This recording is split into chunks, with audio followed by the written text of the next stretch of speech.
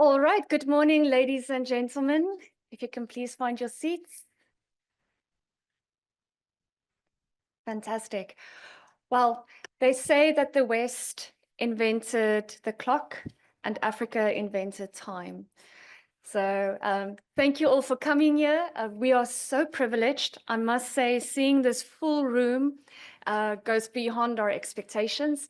We realize this is also silly season. Many events are happening. Parliament is really busy now towards closing for the year, bearing in mind that they've got a whole new parliament also to deal with. And the civil society organizations are also running around. Many of us are funded by grants, and depending on what grant you've got or what area and community you are attending to, there are so many reports that need to be written and submitted and approved. So we also thank you for your time. So without further ado, my name is Rachel Fisher. I am the Parliamentary Engagement and Research Manager at ALTA. We are so glad to be hosting this symposium funded by the Konrad Adenauer Stiftung, and we are very grateful and honored to have representatives from South Africa's Parliament here. You are gracing us with your presence. Once again, we know you are very busy, and we do find this a very timely event. We've been lobbying and actually harassing Dr. Leon Gabriel and his office to say, hey, let us have this engagement. Let us engage in constructive dialogue.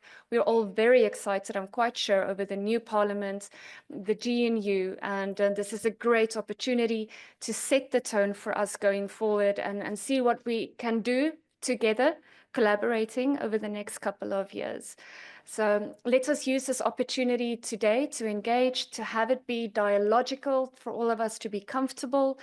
You would note in the program, we do have a couple of opening presentations. We will have a panel discussion going on as well. We will have a quick engagement, questions and answers. I'm quite sure there will be many questions and answers from this group, so please don't hold back. We will have a break, and then we will also have breakaway groups that we will be attending to. Please also use that opportunity. We are not telling you with whom to engage.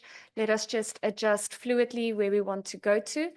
The panelists or the moderators for the breakaway groups will be myself, Robin at the back, and Stefani here in the front. So we also have the names on the programs, so you can just gravitate towards those that you feel pull you the most. And if you don't, we will pull you. Okay, just a few notes on protocol. The bathrooms are, if you go out of the doors, turn to your right. The ladies, I believe, is on the right-hand side, gents on the left, and also snacks and refreshments at the back. We do ask you kindly, when you do engage in questions and responses, you'll see on the microphones on the table, one press, it will go red, and then you can ask your question. When you are done, please switch it off to allow other respondents then also to raise their questions or engagements. Once again, if there's anything else, don't hesitate grabbing my attention or Robin's attention. We are here to make you comfortable. Okay, so I would like to give the stage to a representative from our funder for this event, Konrad Adenauer Stiftung. We have Dr. Christoph Wiedenroth here, and thank you once again to CUS for being here, making your funds, your time and support available for this engagement. We are very sure and hopeful we can continue this relationship in the years coming. We've been engaging since 2022 on matters relating parliamentary oversight, electoral reform, looking at research and collaboration across the board. And it is our sincere hope that this can keep us busy for the coming years. So Christoph, if you don't mind coming to the front.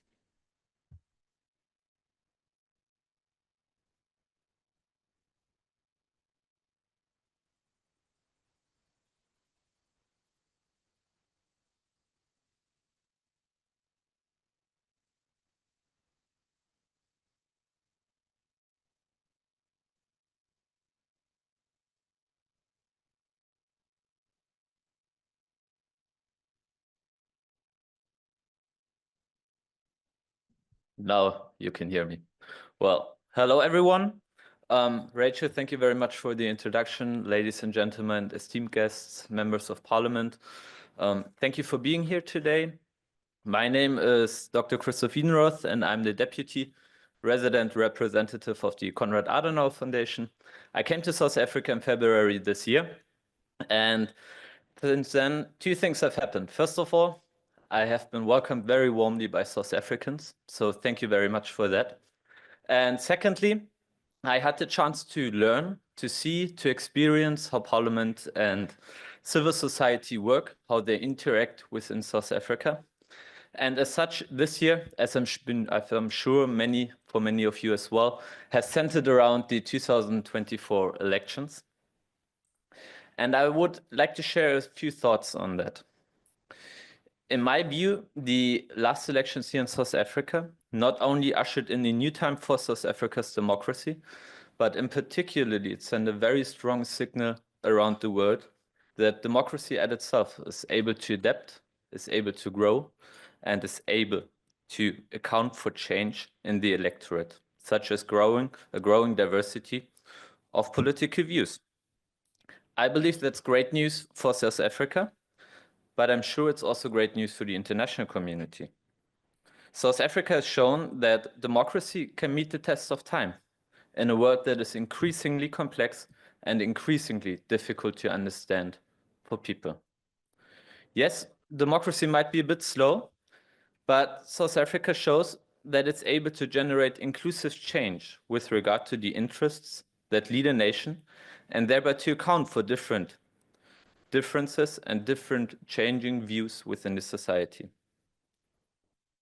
We all know that South Africa is a diverse country, has always been and always will be. And we also know that this diversity seems to have increased rather than decreased over the recent years. From my observation, this results strongly from the different solutions that people believe in to solve prevailing problems. Different political solutions to strengthen the social fabric, to generate economic growth, and to develop a truly inclusive society, thereby moving South Africa forward. The question, though, is how to tie these different interests together into one solution that works for all. What we as Konrad Adenauer Stiftung believe in, and Auta as well, is that a democracy and a strong multi-party system are the answer, and Parliament the place where good solutions can be developed that serve the whole of society. Parliament is the place for opposing interests in a society to be measured against each other, to be weighted on the profoundness of their underlying arguments, and for a shared way in the future to be forged. I believe the super election year has shown us quite clearly what can happen in the mid and in the long term if these different interests are not incorporated well into one shared solution. It has shown that democracy must work and that it must serve its people.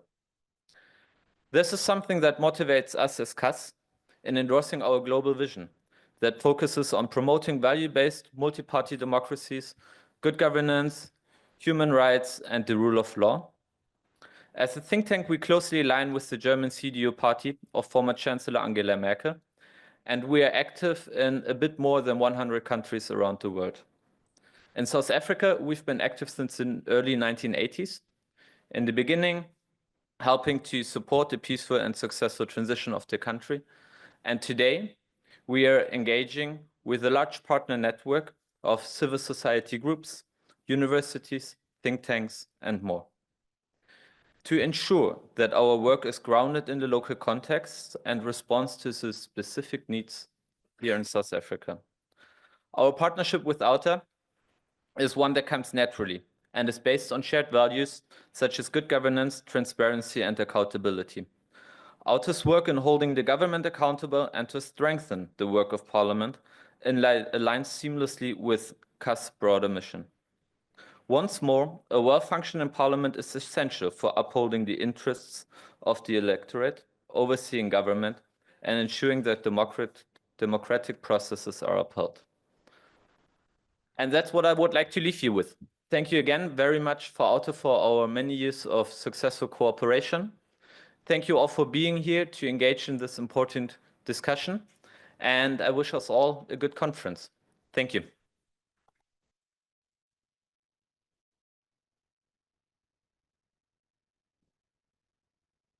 Thank you so much for that, Christoph. Then I would like to give an opportunity for the Parliament of South Africa. We do have apologies on behalf of the Secretary to Parliament, Mr. Nolile George, but we do have another representative in his stead. I would like to call forward Dr. Leon Gabriel. He is the Division Manager at Parliament for the Knowledge and Information Services. You're most welcome, Leon. Thanks, Rachel, and good morning, colleagues. So mine is not really to replace the input from the Secretary, but first and foremost to extend his apologies. So we have 3 high-level meetings happening this morning. 2 of them political meetings that Secretary had to be in, which were scheduled quite late. And then this one, which was also very high on our list of priorities in terms of meetings. So Secretary called me last night saying, please speak to Rachel and the team to say that he very much wants to give an input in this discussion. And if we can find an opportunity in the program, let's do that.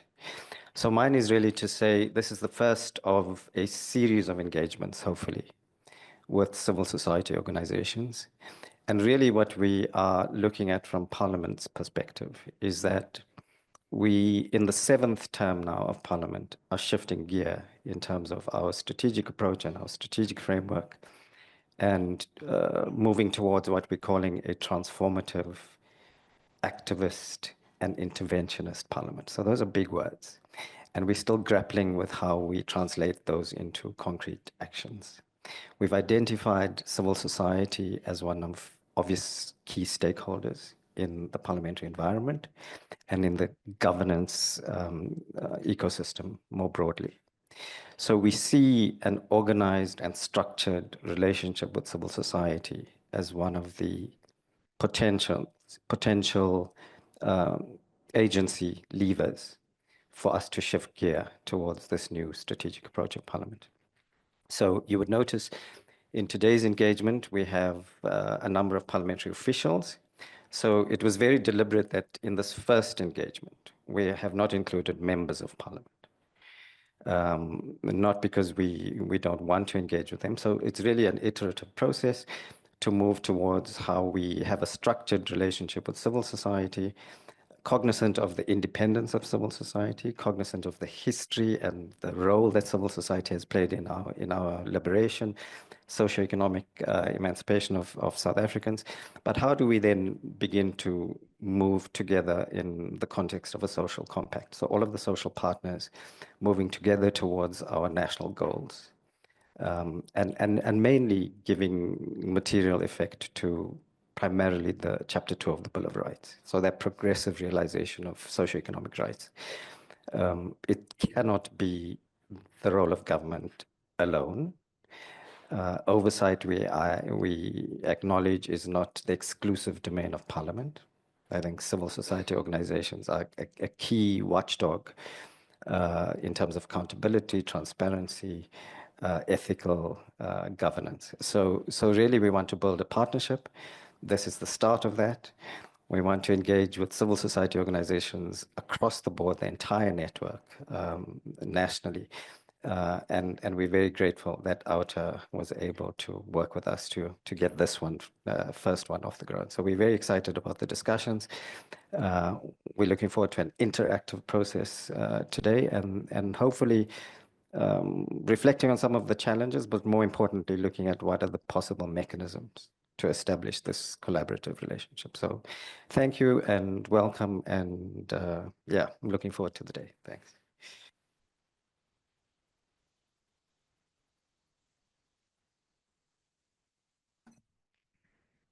Well, Leon, we are very happy that Parliament wanted to collaborate with us, so the feeling is mutual. I liked what you said about setting the intention going forward for the 7th Parliament, looking at being interventionist and activist. Essentially, we all share the common goals. We firmly believe in active citizenry, and as parliamentary officials, you are public servants. And none of us in this room would have been called to our duties and been called upon if we did not care about the Republic of South Africa. We are all here to serve, whether as active citizens in civil society organizations, as public servants. We have mutual goals. We want to collaborate. And as you said, this is setting the tone for that. So thank you once again. We would love to host the STP once he is available. We know there are future opportunities for us to host him and other members of Parliament, as well as officials. I would next like to call our CEO of Alta to the front, Wayne Divenhage, to give a perspective from civil society. Welcome, Wayne.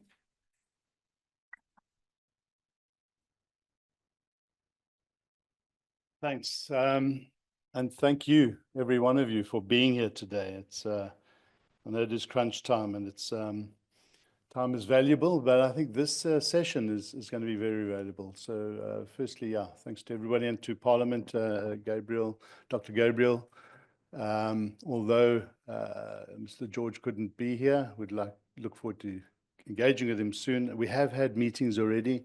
I think what we are starting to see is this deliberate attempt for Parliament and civil society to be reaching out to each other, and that we value very much.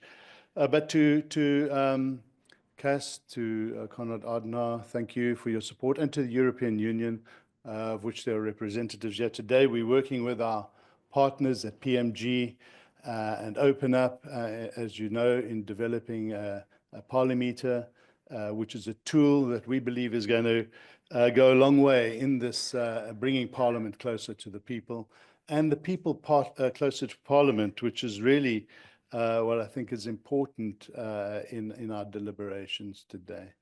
And thanks, Stefanie Fick, our Executive Director from ARTA, who heads up the entity that the Parliament Office reports into at ARTA, and to Sam, our Comms and Marketing Executive Manager, who's also joined us today. When we set out a number of years ago to introduce an office for ARTA in Cape Town, close to Parliament, we really didn't know where it would go at the time, but we knew we had to be here. We knew we had to get closer to Parliament. It's all very well sitting at our head offices in Joburg and using technology and thinking that you can be here. But when you're in the zone of Parliament, when you're able to engage quickly, person to person, and this is before COVID came around, it's so much easier to get a feel and a sense of what the energy is like in Parliament. And so we've learnt over a number of years that civil society has got a bigger role to play when it comes to engaging, when it comes to meaningfully understanding what is happening, and then how do we bring that to the people? Because there is a gap. You know, far too often we try and grapple with, why is there this gap? Why does the public in general feel disconnected with Parliament? And why is Parliament disconnected with the people? And whose role is that to bridge that gap? And how do we bridge that gap? What do we have to do collectively to do it? And I think we can sit and maybe try and blame each other, but that's not the point. It's not to find blame, but to find solutions. And I think that our public is pretty much disconnected. There is this attitude that, you know, we've voted for our members of Parliament to represent us and to hold the executive to account and let them get on with the job. And that's how we believe a lot of MPs feel. Leave us alone, we've got a job to do, and don't meddle in the affairs of Parliament. But on the other hand, civil society is saying, well, you're not doing it well enough or robustly enough, and we need to hold you to account. And I guess we have this strained relationship from time to time, which needs to be you know, meted and dampened down and addressed in a way that is constructive. And that's really what we're trying to do here. So I think symposiums of this nature are important that we work together. And again, it really is good to see so many people here today. It's not easy work, and it is time-consuming work, and it's valuable work. One of our concerns is this issue of constituencies. We know that MPs get a lot of time off for constituency work. And we see that as a lot of time that is not productively used as we believe it should be.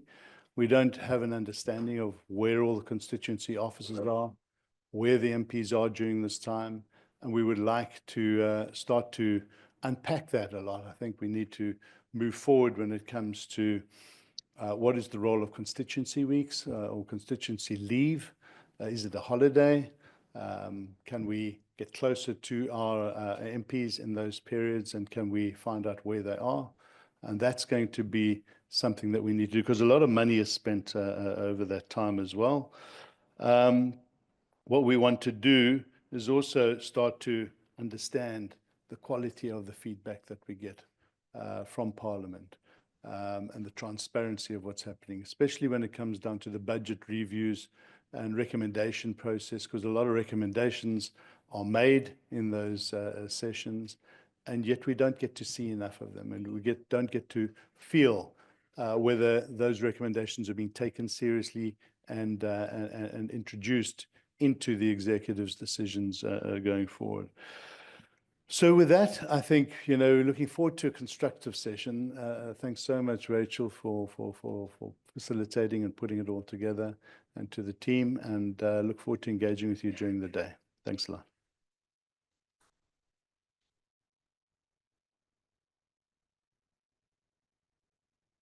Thank you so much for that, Wayne.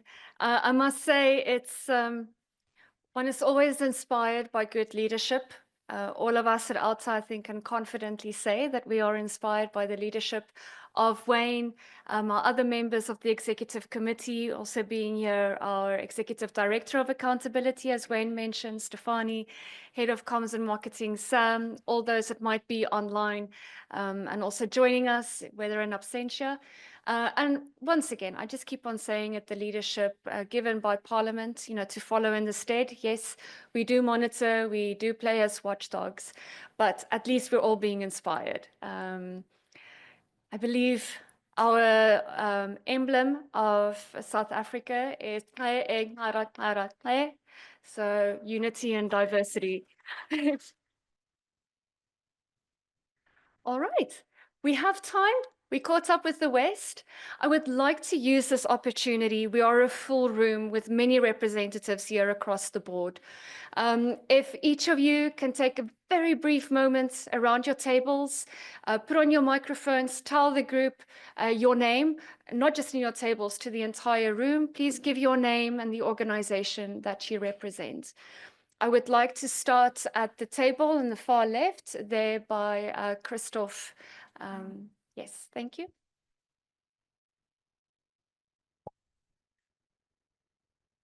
Thank you so much, Rachel. My name is Christopher Scholes, and I'm the Parliamentary Liaison Officer for the Green Connection.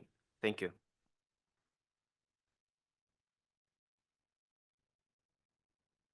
Good morning. Thanks, Rachel. My name is Kabelo Magita. I'm from the Auditor General, stationed here in Cape Town. Morning, my name is Chris Andrews. I'm from the Konrad Adenauer Foundation based here in Cape Town. Good morning. My name is Kabeshni Gupta-Jones from the Office of the Secretary in Parliament. Thank you so much. Then I would like to go to the table at the back right, where Letlo Kgonolo is. Oh, you don't have a mic? Until we organize your mic, then maybe let me come to this table to the front where Mr. Brent Simons is. Oh, you sorted? Okay, good.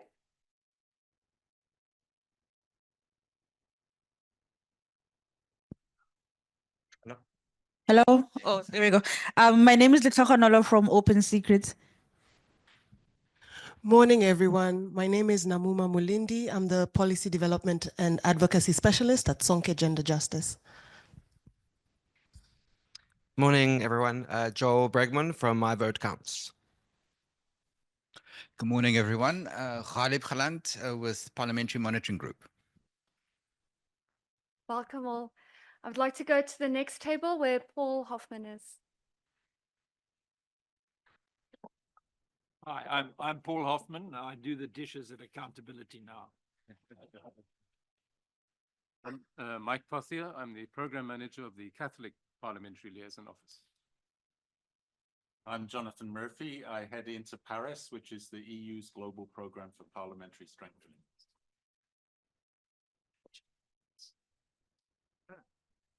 Liz McDade, strategic lead at the Green Connection. Good morning, everybody. Gary Pinar from the Human Sciences Research Council.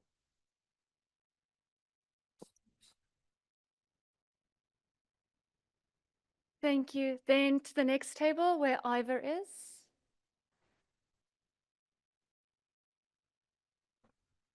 Ivor Chipkin from the New South Institute, and I teach at the Gordon Institute for Business Science. Good morning, everyone. Renee Scott from Parliament of South Africa in the Legislative Sector Support Division. Thank you. Good morning, everyone. I'm Andrea Wolf from Interparis, the Global Parliamentary Support Program. Morning, everyone. Rashida Beg, Division Manager for Business Support at the Parliament of South Africa. Good morning. It's Brent Simons. I'm also at Parliament in the public participation section. Thank you. Thank you all. Next table where Karam is. Good morning, everyone. My name is Karam Singh from Corruption Watch. Good morning. I'm Peter, and the surname is Lebeko from Parliament. Good morning, Jean Costouade-Miosek from Brussels, from the European Union, and I came here with my Interparis colleague for this new possibility of partnering with the South African Parliament. Hi, my name is Ndotana Hadebe. I'm from the Civil Society and Mutuate Coalition of South Africa. I'm the provincial chair, where I recently launched through Katiso Trust in Johannesburg. Thank you.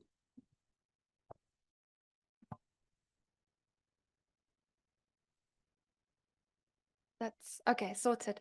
May I go to the next table where Beben is? Hi.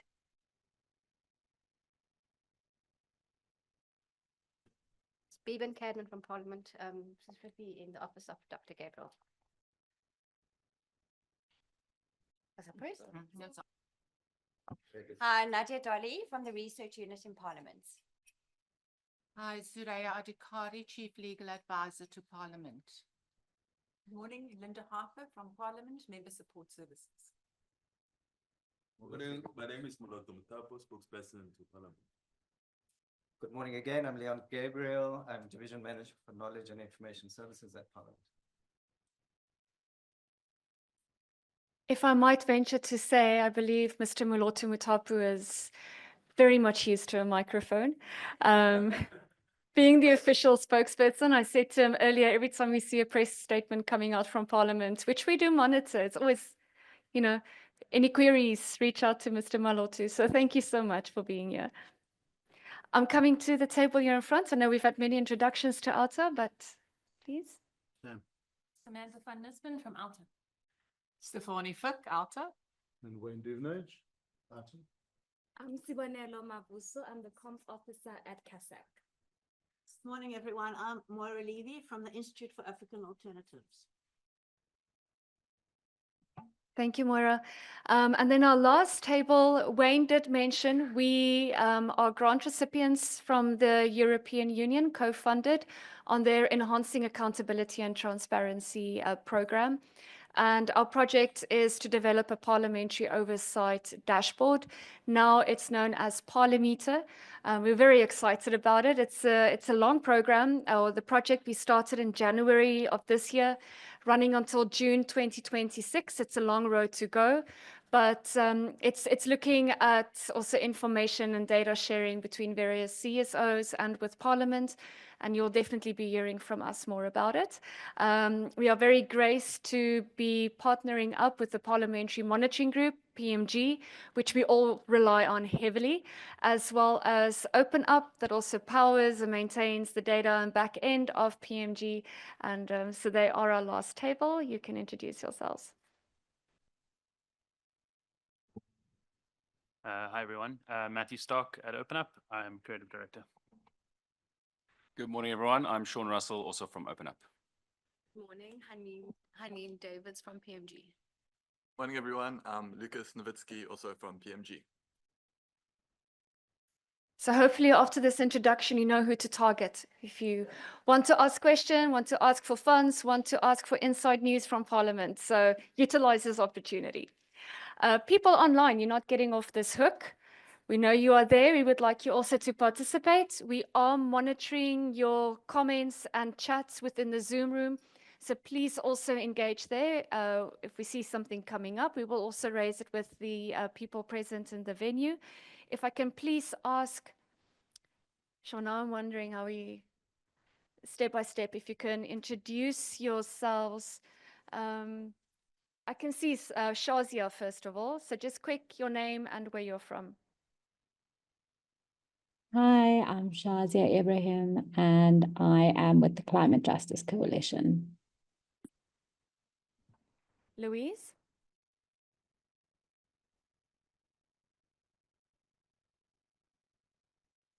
Hi, I'm Louise Flanagan from Outer.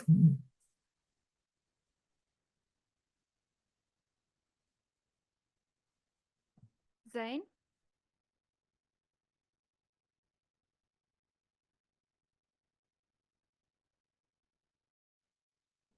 Zane, if you are speaking, would you mind unmuting?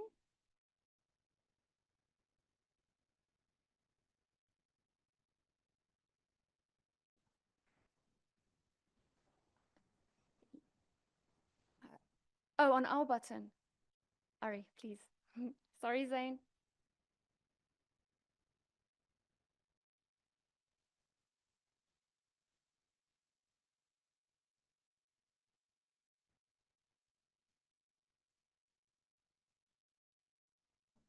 Okay, let us try next, Andrea. Good morning, everybody. Andrea van Heerden from Alta. Thank you, Andrea. I see Guy has his hand up. So Guy, you can go.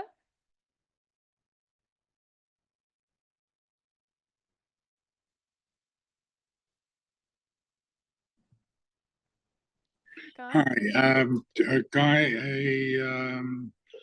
a sort of semi-retired activist, but fortunately found out sort of via PMG how the parliamentary committee system works. And I don't think civil society makes nearly enough of that, because to me, that's where the real engine room of Parliament is. And I don't know if the Parliameter or something else, but we really need to have an idiot's guide for working the parliamentary committee system for old people like me. Thanks. Thank you, Guy. Yes, the aim is to be very inclusive. So we shall be sure to keep in touch with you. May I have next Cobus Boertes?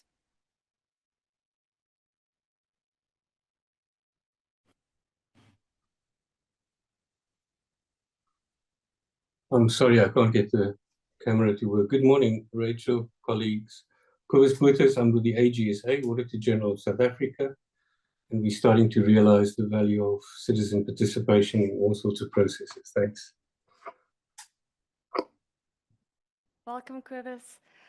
Next, Gabrielle.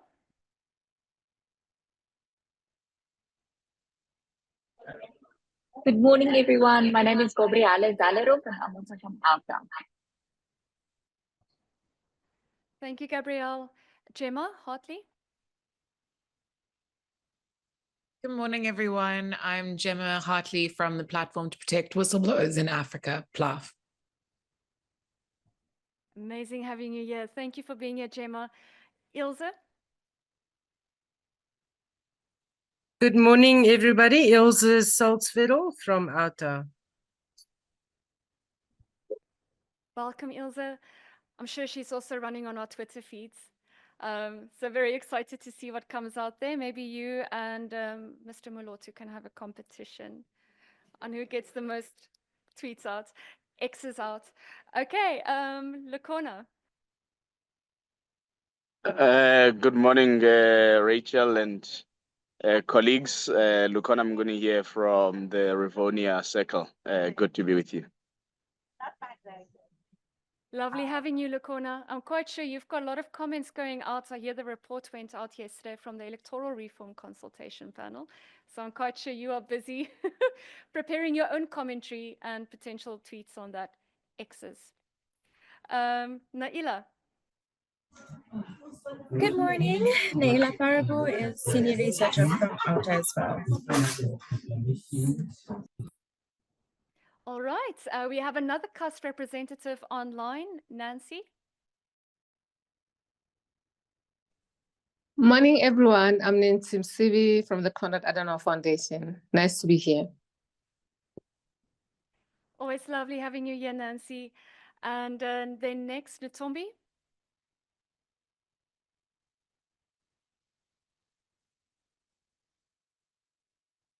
Morning, colleagues. Don't be from Ikampa Youth. It's an after-school program. Thank you.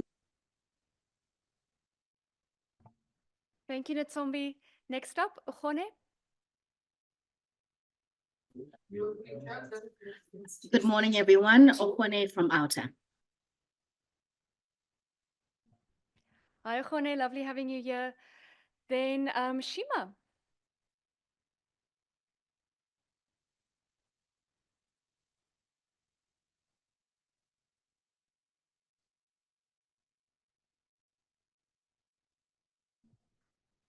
I know our OUTA team has an office day today. So they're all sitting at our headquarters, probably engaging there together. So I'll move on to Tandeka. Good morning. My name is Tandeka Kubulambeki. I'm from Rhodes University and the Presidential National Anti-Corruption Council. Thank you. It's a pleasure having you here. Thank you for joining, Tandeka. I am going to try Zane again from Parry.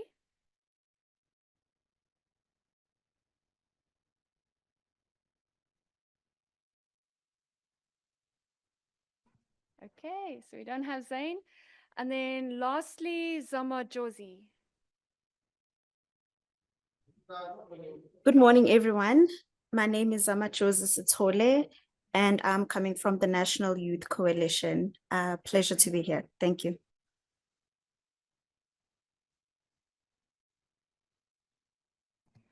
Thank you. I hope I didn't miss anybody. You're welcome to put your hand up.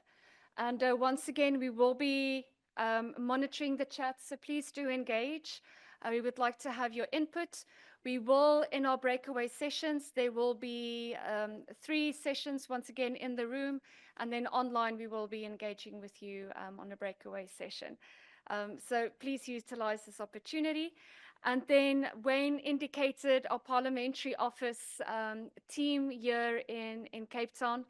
I'm highly privileged and very grateful to have my colleague here, Robin Pasensi. You've all been engaging with Robin with the arrangements, but Robin, please, the floor is yours.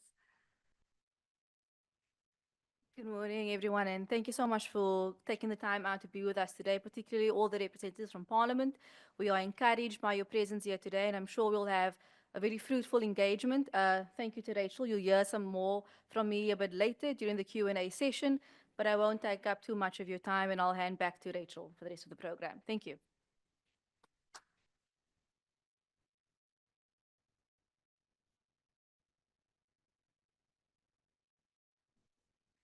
Yes, indeed. Robin has the very important role to be the question and answer facilitator after the panel discussion. So any difficult questions, please deliver them to the panelists and to Robin. They will handle it. Okay, so I would like to move on to our next item on this program. But before we do, I would like to give you an opportunity, just following these introductions and welcoming. Are there any other questions currently on the floor or remarks that anybody would like to make?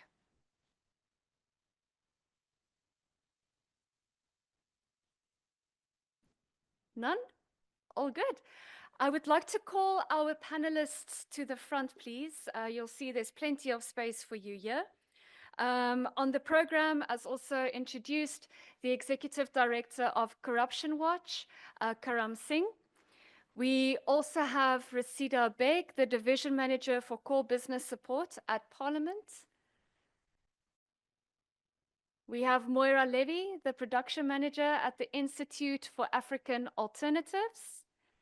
And then our last panelist is Stefanie Fick, our Executive Director for Accountability Division and Public Governance at ALTA.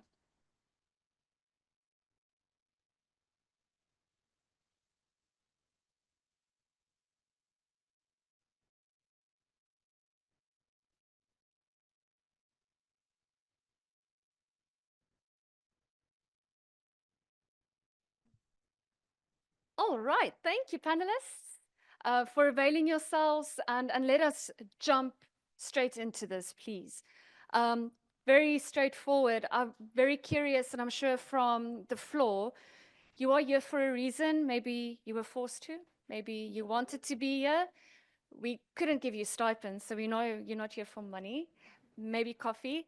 But in any case, we are here because we agree this is an important theme for us to have. So if I can start with you, Karam, why is parliamentary oversight important for you and this engagement between Parliament and civil society? Okay, well, thank you. Thank you for that question. And again, thanks to everybody for the opportunity to be here together with you to speak about this important topic. Just a bit of background. I'm currently the executive director at Corruption Watch, which I joined at the end of 2019. But I did start my, I suppose, engagement in public life as a university graduate in the early 90s, working, or in the mid 90s.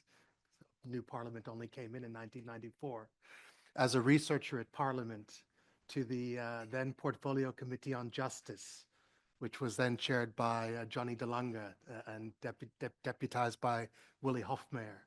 So it's been a long time. That's almost 30 years ago. I think we strive for a more perfect union. We live in a constitutional democracy. I think we have a lot to be encouraged about in terms of the elections which took place, the robust engagements which go on in the courts, in the public domain. I was asked yesterday to do an interview on 702 with a Cape Talk with John Matham on the EFF matter.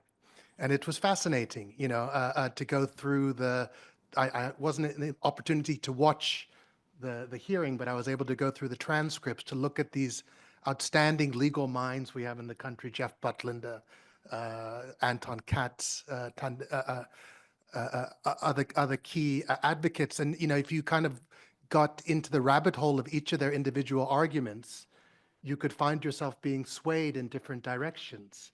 But I think that when the Constitution was drafted and we thought about anti-corruption, we probably did not anticipate how much time and energy would be put in terms of our polity into issues around hiring and firing. Because it seems like that's a lot of what's been going on. You can even put the whole debate around impeachment and what is the process by which a public official is impeached into this bucket. And it's not clear, you know, even if you look at the arguments yesterday, what the rules are, where the court's going to come down on these issues. How do you build different oversight principles around oversight and independence into a separation of powers model where you already have what's meant to be an independent and autonomously mandated arm of government. So these questions go to the heart of our democracy. From the standpoint of Corruption Watch, they go to the heart of questions around good governance, ethical state, ethical and capable state, issues around accountability, transparency, and then critically around issues around active citizenry and how we can engage as a public in parliamentary processes to ensure that we get good outcomes. When I was at Parliament in 1996, 1997, it really was a very different moment, I think, than the moment of certainly the last administration. And I think that a lot of the Parliament came in for a lot of criticism, particularly at the State Capture Commission. And I think we're living in the wake of that with high expectations for what this new Parliament can do going forward. I'll leave it there, opening comments. Thanks. Thank you so much, Karam. And I mean, of course, that's a big load to deal with. And I know every year you also look at the International Transparency Index in terms of the corruption index in the globe, and you normally report on that as well. But we can get to that a bit later and see what are your observations and even recommendations going for the way forward. If I can head over to Resida from Parliament side.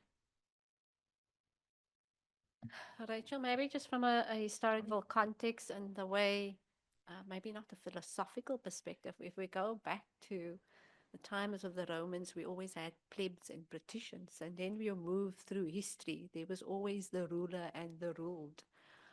And when we come to a South African history, we had a system of apartheid that has defined those who have and those who have not. And organizations have crept up across the globe in different contexts, but with very similar stories, where you have those who rule, who have access to all the resources, and you have those who don't. And I think the South African history gives a context why civil society organizations started forming to represent those who were voiceless.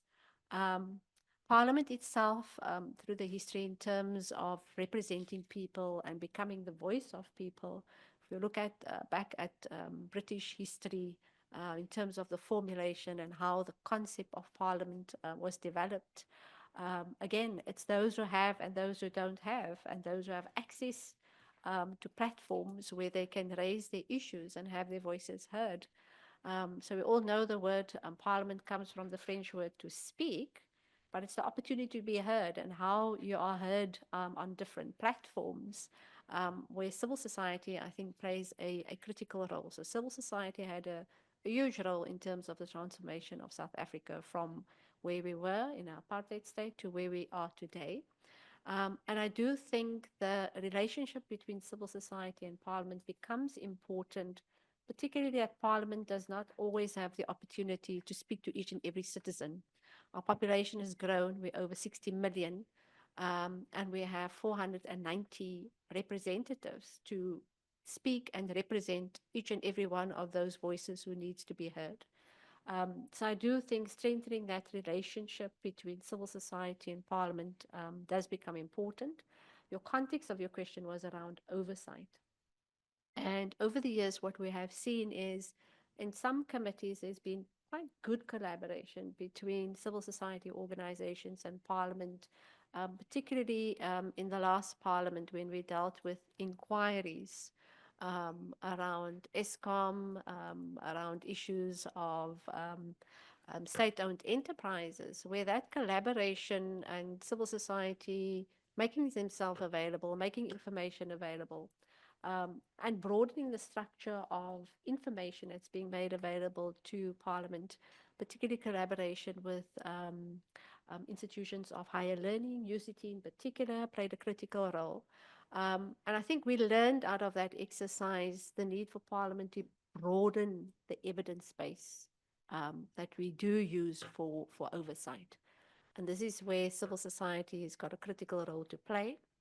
I repeat this, and I'm going to say it again today. Many people don't know that the State Capture Commission actually asked Parliament for its records around the inquiries, particularly around state-owned enterprises, and that information actually became the basis for many of the issues that the State Capture Commission started dealing with and asking information on.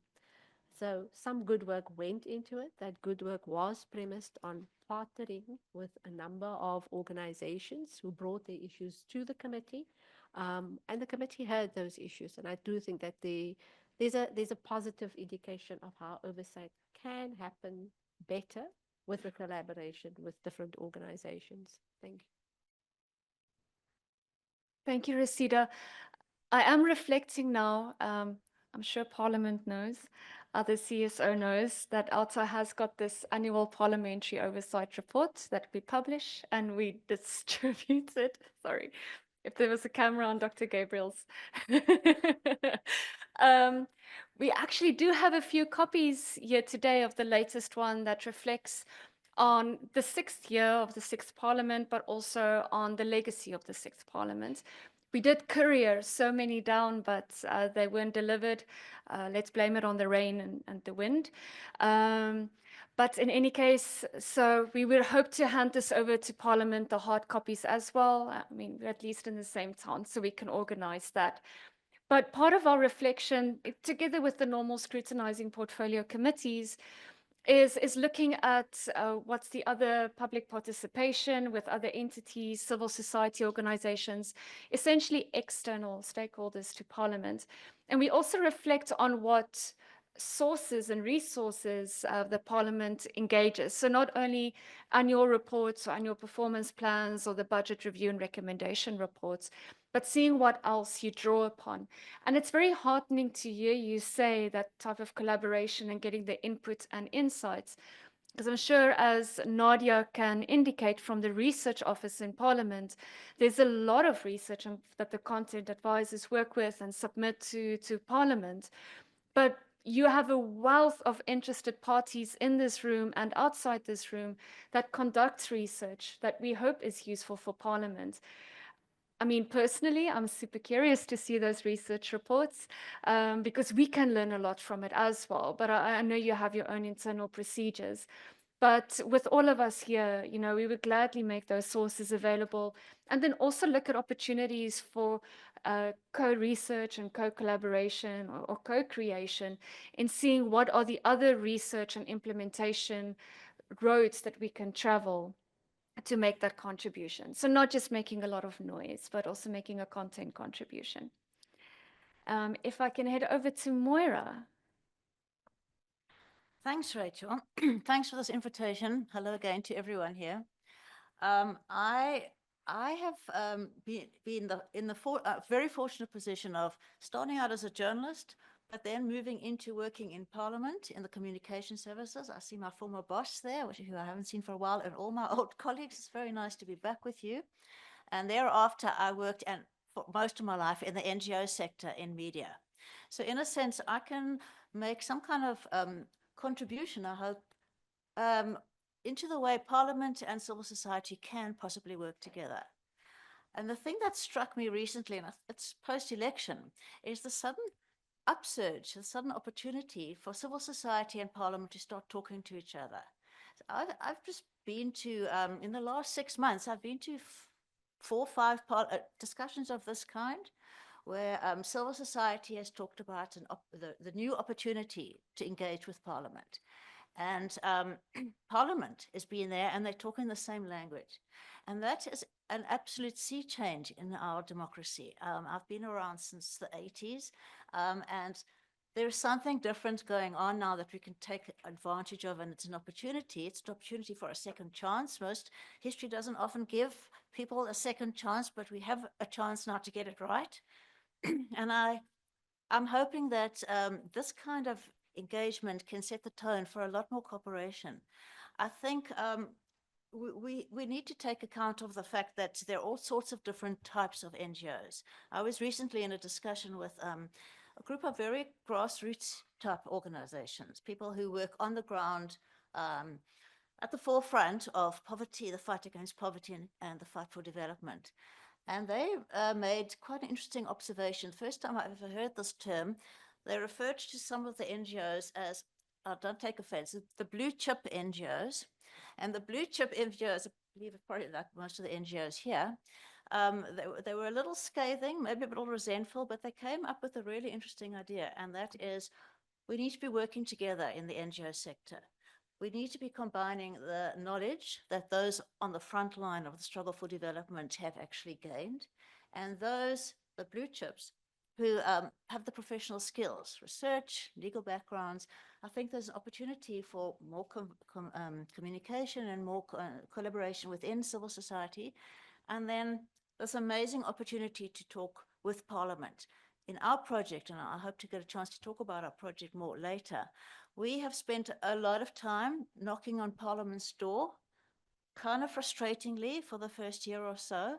But I must say thanks to Leon for welcoming us, and also to the secretary, Maria, who made the opportunity available for us to talk and listen to us. But we've realized maybe we were knocking on the wrong doors. Instead of knocking on MPs' doors, because they're busy and they're on another planet, really, it's the public education department. It's the knowledge and information services. It's communications that we as civil society should be working with, because we actually all want the same thing for our country, and which is a functioning democracy with justice and peace and some transformation for the lives of our fellow South Africans who are struggling. And I think this recognition that we're all in it together. Let's stop fighting. We've all been very critical of Parliament, and Parliament has not loved us very much often. But I think there's an opportunity for us to actually work together, because our country needs it. And I think this is a second chance which we can do it right this time. Thank you. Thank you, Moira. Perhaps we should have, together with the registration at the back, have put down memorandums of agreement, memorandums of intention, and have everybody sign it at this event. And then, we can hold each other accountable to, yes, we're going to collaborate, So if we don't do that, then, we can be held accountable for some contractual infringement. So legal obligations. And speaking of legal obligations, we do have a legal expert here with us. So Stefanie, how do you see this collaboration between CSOs and Parliament? Thank you, Rachel. I feel a bit left out because I haven't worked for Parliament before. I come from the NPA, worked for quite a few years in the department as a prosecutor. And I think it also gives you a unique perspective, because I think, like Dr. Gabriel has said, is Parliament will do what Parliament needs to do. Civil society will do what civil society needs to do. But somewhere in the middle, there's a sweet spot. And I think that's why we are here. If a court sentence an accused, you call it the Zinn triangle. And I think I can compare this to a triangle. So you have Parliament and you have civil society. We're just missing sort of the element of the people. But I think we are all here for the people. We want to run Parliament in the best interest of the people. That's why MPs are there. And I have to say, people tend to forget about the administration. The political side and the MPs will not be able to do their job if it wasn't for the administration side of Parliament.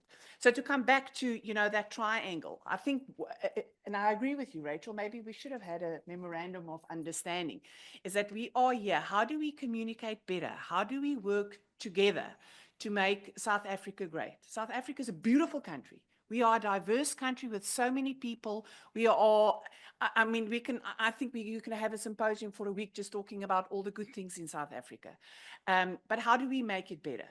I do think I can fairly say that South Africa at some point was a bit broken. We came through state capture. And after state capture, what as civil society we realized is that oversight is necessary. And I don't think Parliament shrieks away from that. I don't think Parliament for 1 minute think that there shouldn't be oversight.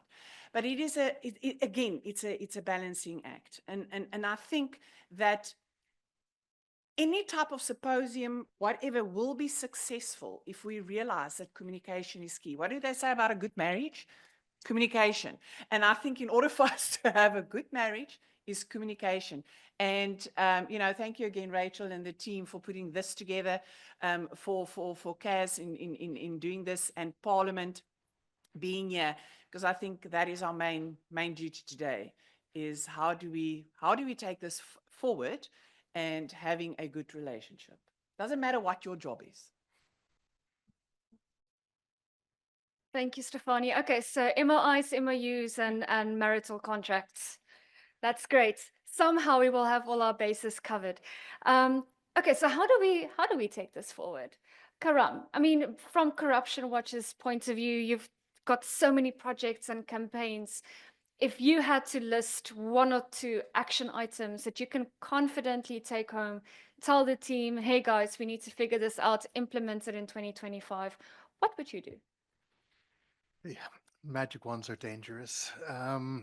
but I think probably the best way that I can answer this is reflecting upon the work that Corruption Watch has been involved with over a period of time, which is about the issue of appointments. And it goes back to what I was saying about hiring. We know that one of the key levers of state capture was ensuring that people were appointed to key positions who were compliant with a certain agenda. There have been real concerns over time about inconsistencies in the processes which are deployed when it comes to evaluating candidates for key positions. The Corruption Watch embarked on a campaign on this issue in 2016 when it came to the then appointment of the then public protector. That process was viewed as being a good process because of the advocacy pressure that was put on it in terms of ensuring that the CVs were circulated, that there was some space for public participation. You remember those hearings were televised. The irony was we did get an appointee who was ultimately impeached, and we don't need to sort of dwell on the record of the former public protector, but she was appointed as a result of a good process. So some of the key 5 recommendations I pulled from a Corruption Watch submission around appointments.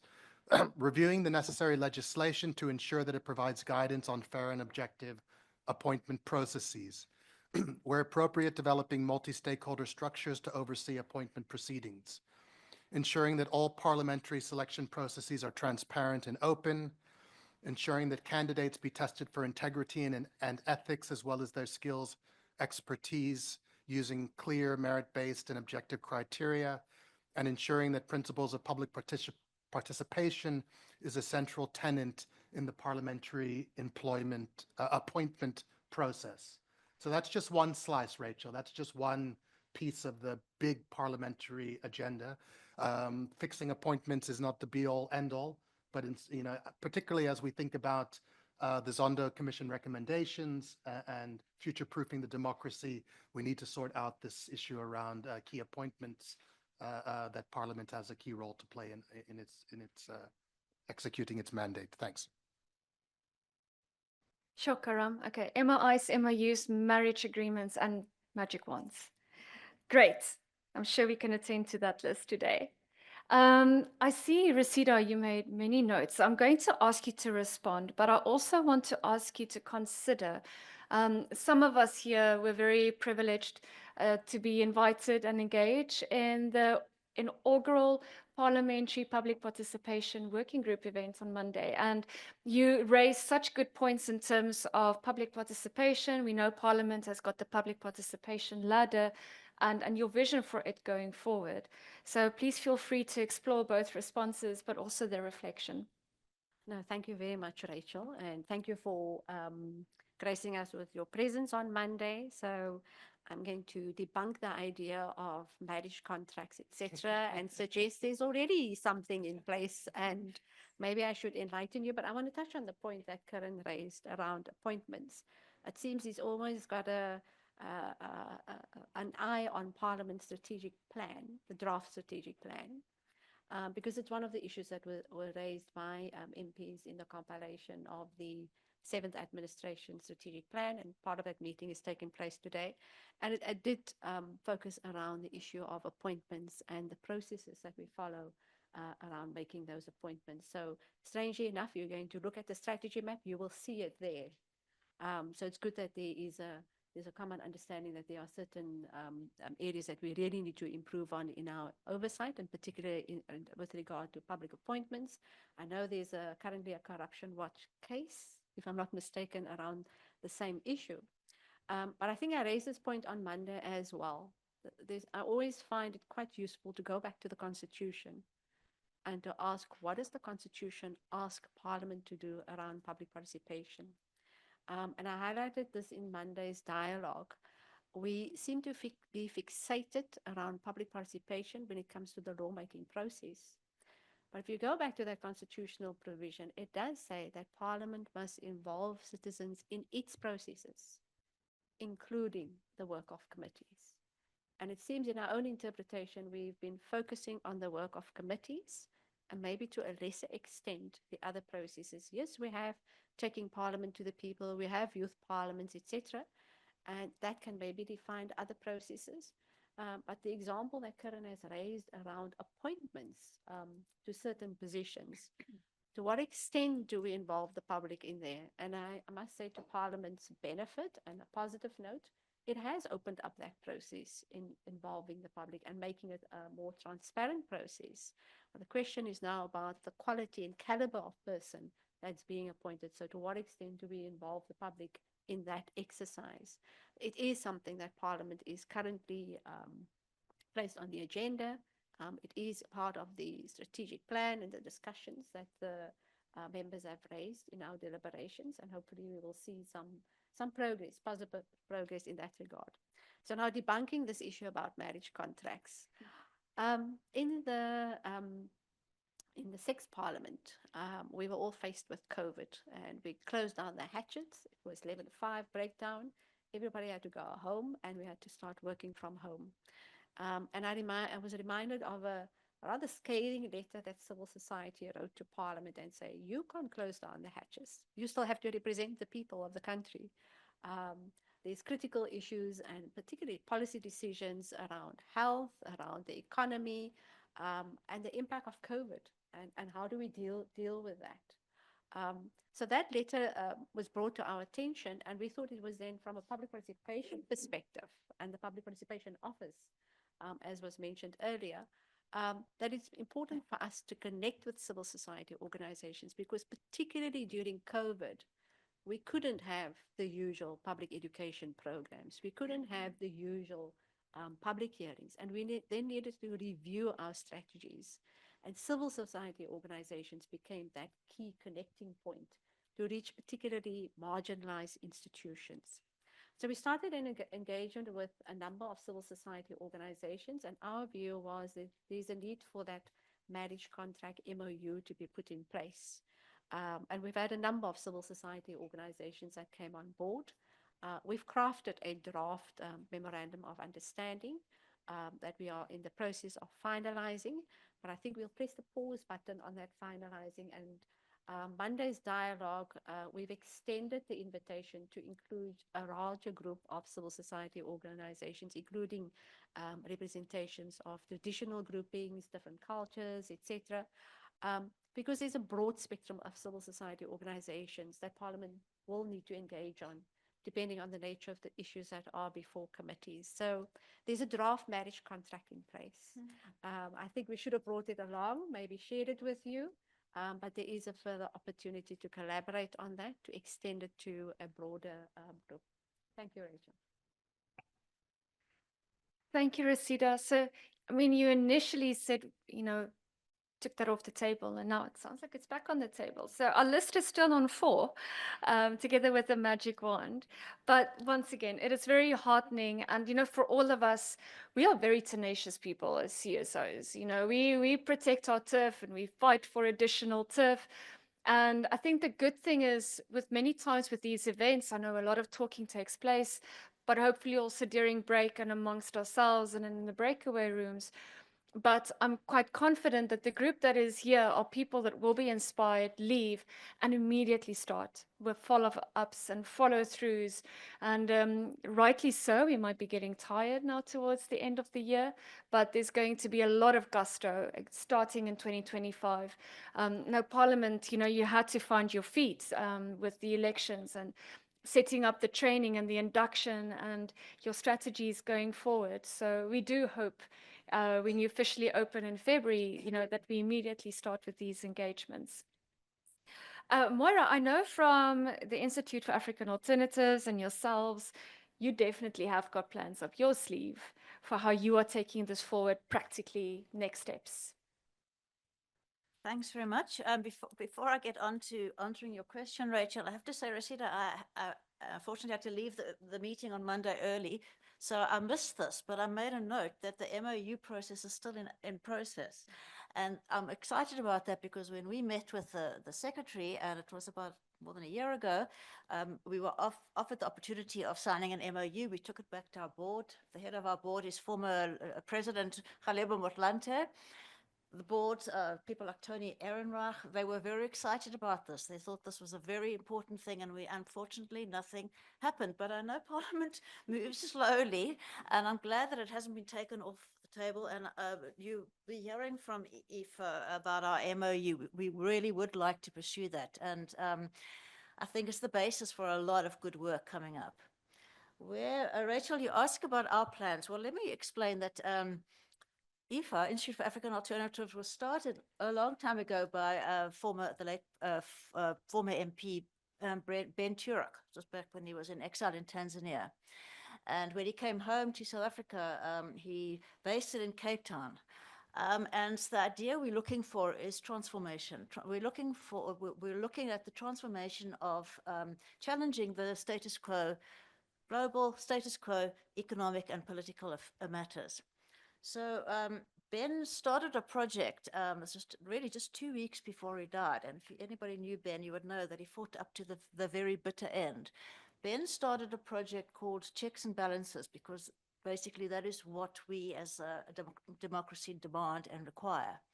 So Ben was furious when he called us into the office, a few colleagues and myself. He said, it was a time when the AG reports that were being tabled at Parliament were actually shocking. There was so much misspending and wasteful expenditure, and Ben was enraged, not so much about the poor behavior, but about Parliament's failure to call the government departments out. He said Parliament's failure to exercise its constitutional duty of oversight made it complicit in what was basically stealing from taxpayers. And we started out on this project looking at Parliament and what kind of Parliament could actually address that serious deficit. Things then there was COVID and Ben died and things got off to a slow start. But more recently, we got a real surge of energy. It was around, I'm sure you remember, the incredible civil society mobilization against the Electoral Amendment Act. It became really important. It was an important example of what civil society can actually engage directly and say, Parliament, this is not going to work. Unfortunately, the bill was in fact passed, but it's not the end of the discussion. Well, then we got the Zondo, and Zondo really motivated us. And we took Ben's checks and balances and we turned it into a project called In Defense of Our Constitutional Democracy, which is South Africans love acronyms, so you have to have an acronym. The acronym here is DECODE. So DECODE, we were really motivated by the Zondo Commission. We really didn't want the Zondo Commission report to land up with all the many other commission reports that South Africa has produced, Van Zyl-Slabbert report, the Carter Asma report. There are so many of them. We really are concerned that those reports, including one produced by our chair of our board, the Motlanthe high-level panel report, these are all gathering dust somewhere. Nothing has happened, and they were good reports with good suggestions. And Zondo's report, especially when it came to Parliament, and it's the 16 recommendations he made, were really very constructive.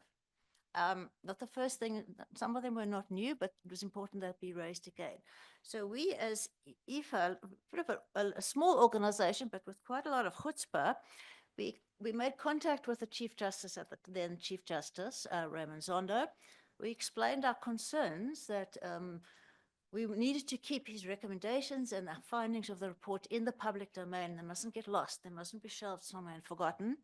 We asked if he could come to Cape Town and have a public meeting, which he very graciously agreed to do.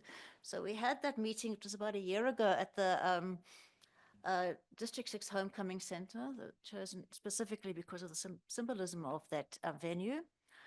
And he talked about this. Motlanthe also talked, but let me say this, the third speaker was Tessa Dooms from Rivonia Circle. I see we've got someone from Rivonia Circle here online, and you can pass this message on to Tessa. She came third, last, and we've been listening with much attention to our dignitaries, McClunter, Zondo, imparting words of wisdom. But then Tessa came onto the platform. She's wearing this amazing dress, like bright African print. The hair was all piled on high and high heels, and she walked across the stage. She took the podium and she said, "Never in history have turkeys voted for Christmas." She said, basically, Parliament will not change unless we demand it changes. I've got a quote. I want to find the quote that I wrote down because I love it. And she said it much better than I did. Let me see if I can just find it here. She talked about the time has come for Parliament to realize that MPs might have been put in their seats because of their parties. But when they took those oaths and when they took their seats, they no longer are accountable to their parties. They're accountable to us. We are their employers. We pay them. Parties don't pay them. There's got to be a mind shift within within MPs and within civil society as a whole to begin all our deliberations and our activities from that starting point, that the MPs are there to represent us, and they need to be accountable to us. And I think that's the starting point for a lot of our work. So we thought, after this meeting, listening to Zondo, listening to Tessa, we thought the focus must be civil society. And going forward into this year and into next year, we've got a few projects. For instance, we are doing research among MPs. We are targeting the MPs who have left, retired, resigned, not intending to return. So these are the MPs who are not trying to keep their noses clean, so they're still on the party list. They've been in Parliament for a while, they've got good examples, they've got good experience, so they're prepared, maybe prepared to break with the rulings of their party caucuses. Maybe they're going to give good advice. And we've interviewed a few of them saying, what should the 7th Parliament be doing differently, firstly? And the other thing is, what should civil society be doing differently? We remember, those of us who are old enough, we remember the People's Parliament. That was what we came in with in 1994. We were all committed to the People's Parliament. And I remember actually, an interview that I had with Yunus Karim. He was saying to us, we were so committed to that idea of the People's Parliament, that there was a ruling in that first sitting, the first term, Mandela's term, that the MPs' doors had to be open in Parliament. It was a symbolic expression of we are open to the people. And it sounded like a very wonderful idea. Unfortunately, people's bags and laptops started disappearing quite fast, and it had to be revised, and keys were issued to the MPs. But that principle of an open door Parliament is something we should really aspire to, and a People's Parliament where the people's voice is heard. So that was, we talked very seriously, Eunice and I, about where the People's Parliament went wrong, how we can do it differently. The COVID was a real blow, actually, to citizen participation, because the doors of Parliament had to shut, and we understand that. Then the fire was also a problem, because suddenly the venues, people can't, there's no space for people to come into committee meetings that are happening in all strange venues around the city. But we need to be able to get over those. But our project means we are focusing on civil society at IFA and Decode. We are targeting civil society activists in climate change and gender activists, because we think they are the groups in civil society that are dealing with South Africa's big issues and big challenges. And we intend to take our research to those groupings. You're going to have workshops with gender activists, climate change activists. We want to share with them what we've learned from our former MPs, and ask them, what do they think of the suggestions that we've gathered on how civil society could do things differently. That is the next step of our project. We hope to follow that up with quite a big public meeting, something maybe along the lines that we had with the former Chief Justice. We want to then put that to people, to civil society, extend that discussion, bring back to the table new ideas of how civil society could actually be functioning differently and engaging with Parliament differently, because we know the People's Parliament was then, and this is now, and we're all 30 years older and wiser, and there's got to be a new way of doing this. And I think that is the aim of our work this year and next year, and we hope to, what we always do, come out with publications, new agendas, our journal, which is my responsibility, our social media platforms. We want to disseminate that discussion further, so the discussion continues, and we find a strategy in the 7th term, which is different from what we've had before, but returns to what the Constitution actually established, and that is the People's Parliament, and what we've discussed here that's been established in constitutional terms. We have to preserve that, and we have to. I think we lost our way a little bit, but I think here's the opportunity to get back to that and formulate post 30 years new democracy. So that is what we at IFA and at Decode are doing our best to do, and we are so pleased to be here with Parliament. And I just have to say one quick thing, if I'm not taking up too much time. We started this initiative with civil society. We had a recent women's event. We had a round table. It was to sit down and talk, and it was August, so we'd commemorate South Africa's Women's Day, but also the Pan-African Women's Day as well, which is on the 31st of July. And the difference was that Parliament was there. It was fabulous because they came in their big, colourful bus, the Public Education Department, such a huge bus that like navigating our roads in Lower Woodstock was a bit of a challenge. But they were all there, and they brought a different energy into the room and into the discussion. And I really had an idea then that, yes, Parliament, admin, and us, civil society, that's how we must go forward. And hopefully that's going to be built on in our projects going forward. So I'm looking forward to this discussion and getting back to my colleagues and continue the conversations we were having when I still worked at Parliament. But I think now we're both listening to each other, and it's different. Thank you.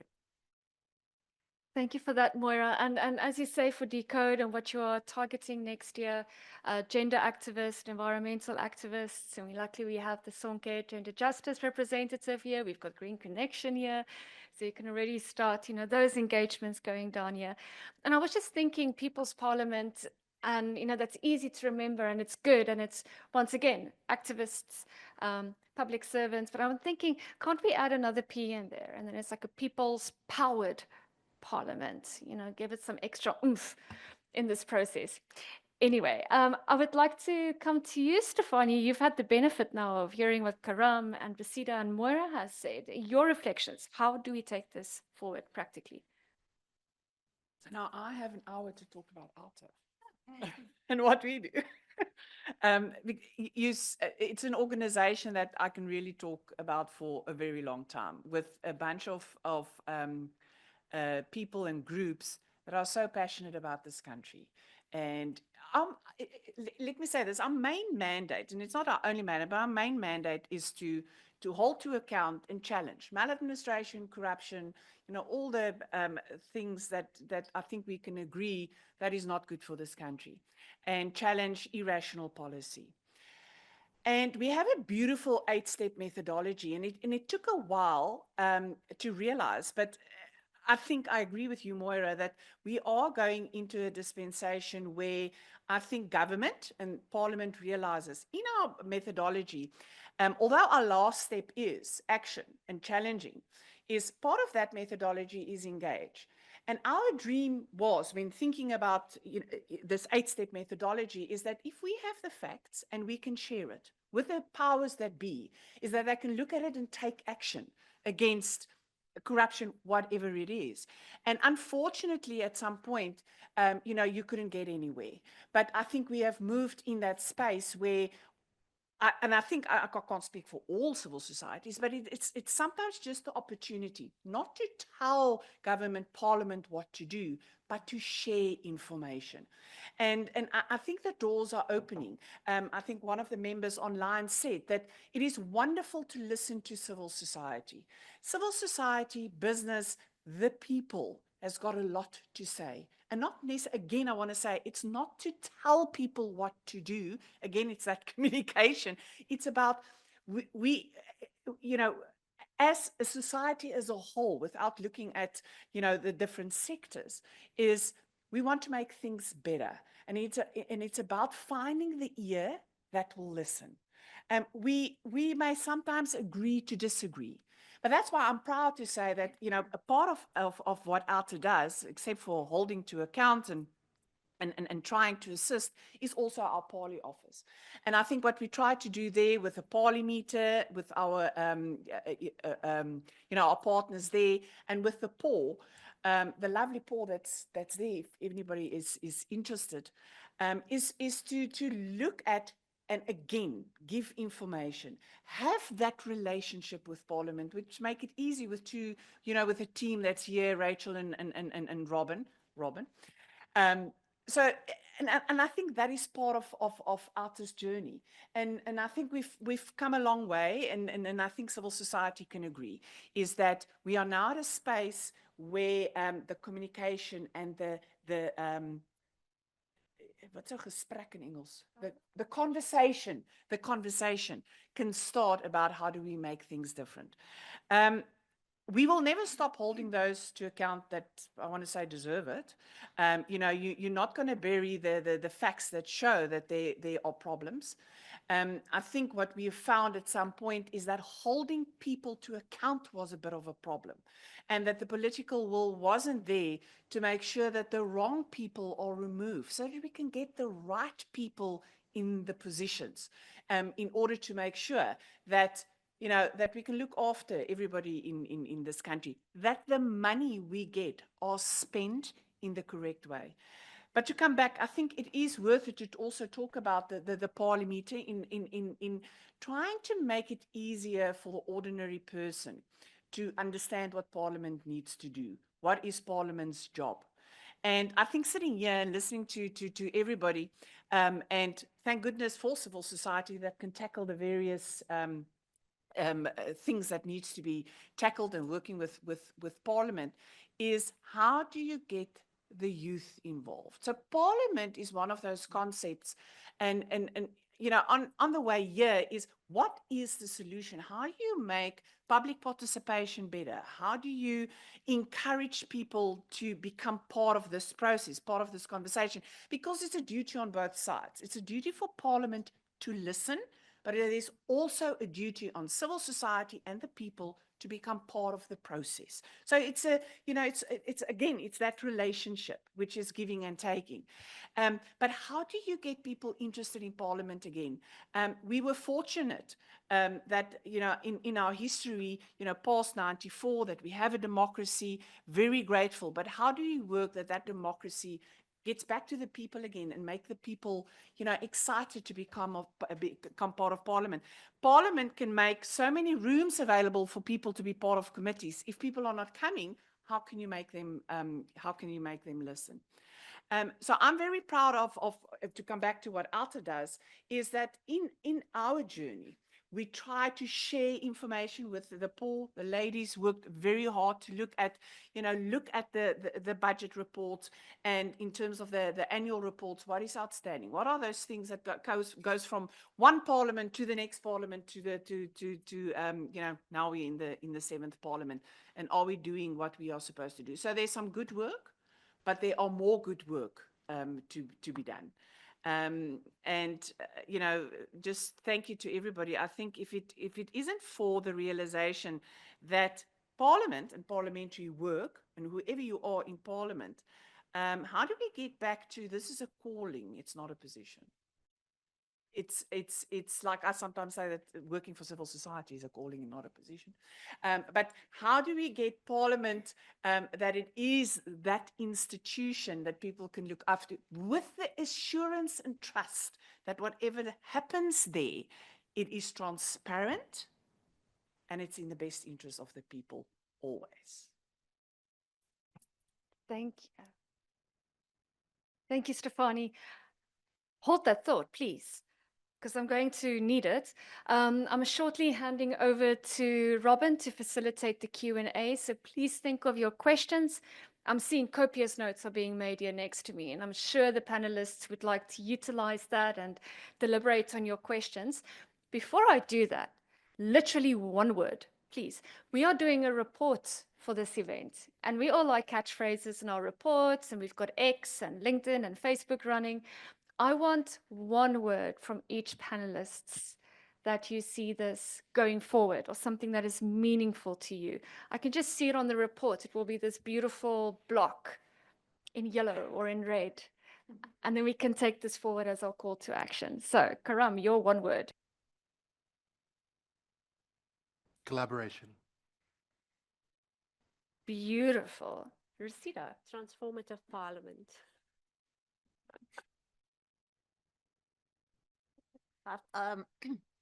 I need a few words. Oh, Moira, one. We have got rules and regulations here. Democracy needs to work, and that needs Parliament to work.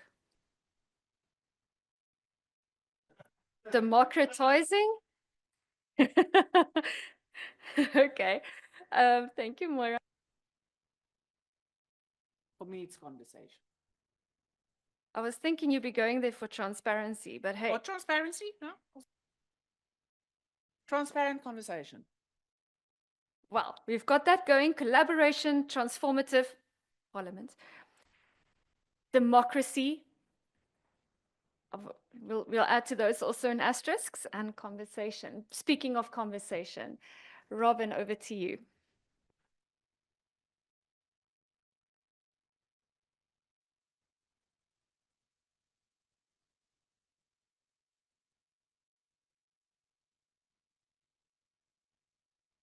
There we go. Good morning. Firstly, let me say once again, Karam, Resida, Moira, Stefani, thank you very much for your inputs. I'm sure people have been making notes furiously and are excited to offer their questions and inputs. But if you allow me to abuse my position and offer me some latitude just to provide a very brief summary of your inputs, and I'm going to start with your one words, your collaboration, transformation. Moira, I'm going to shorten yours to democratization just for now, and then conversation. I think my word, which I think undergirds all of these inputs, is the idea of reciprocity. If I were cynical, you would say it's I scratch your back, you scratch mine. But I think in its idealized form, we're talking about working from a sense of best practice. We try to put our best foot forward, and we hope that you would return that favor in kind. And I think each of you provided some wonderful points that we can talk around, particularly Karam and Resida, the issue of appointments as one space that we can offer some kind of best practice going forward, accountability and transparency. Moira as well, for us as NGOs here gathered, a provocation around the so-called blue chip NGOs, which I think is particularly important. We talk about Parliament collaborating with civil society, but civil society also needs to collaborate amongst itself and see how we can offer a curated approach that is also cross-sectional, intersectional, as it were, so that we can amplify those voices. And Stefani as well, we will definitely make contracts. There will definitely be MOUs ongoing, Moira, as it is, and hopefully that will help to guide the conversation. And before I hand over to you, Resida, you very nicely spoke about some of the Roman roots of governance. You offered us also a very nice lesson of the French background to the word parliament, parler, which is French for to speak. And I'd like to offer another ancient input here about the Greek origins of democracy or demokratia, which is demos for the people and kratia for power, and that came up here as well. We are trying to aim the voices of people and make it more powerful and amplify that. And to add to what Moira said as blue chip NGOs, I think it would be wonderful if we go some way into amplifying those voices of the people that we say we also represent. So just by way of how this will work, I think maybe we'll do a round of questions from those in the room. If you can just raise your hand, and then I will call upon you. Just remember your mic's in the center.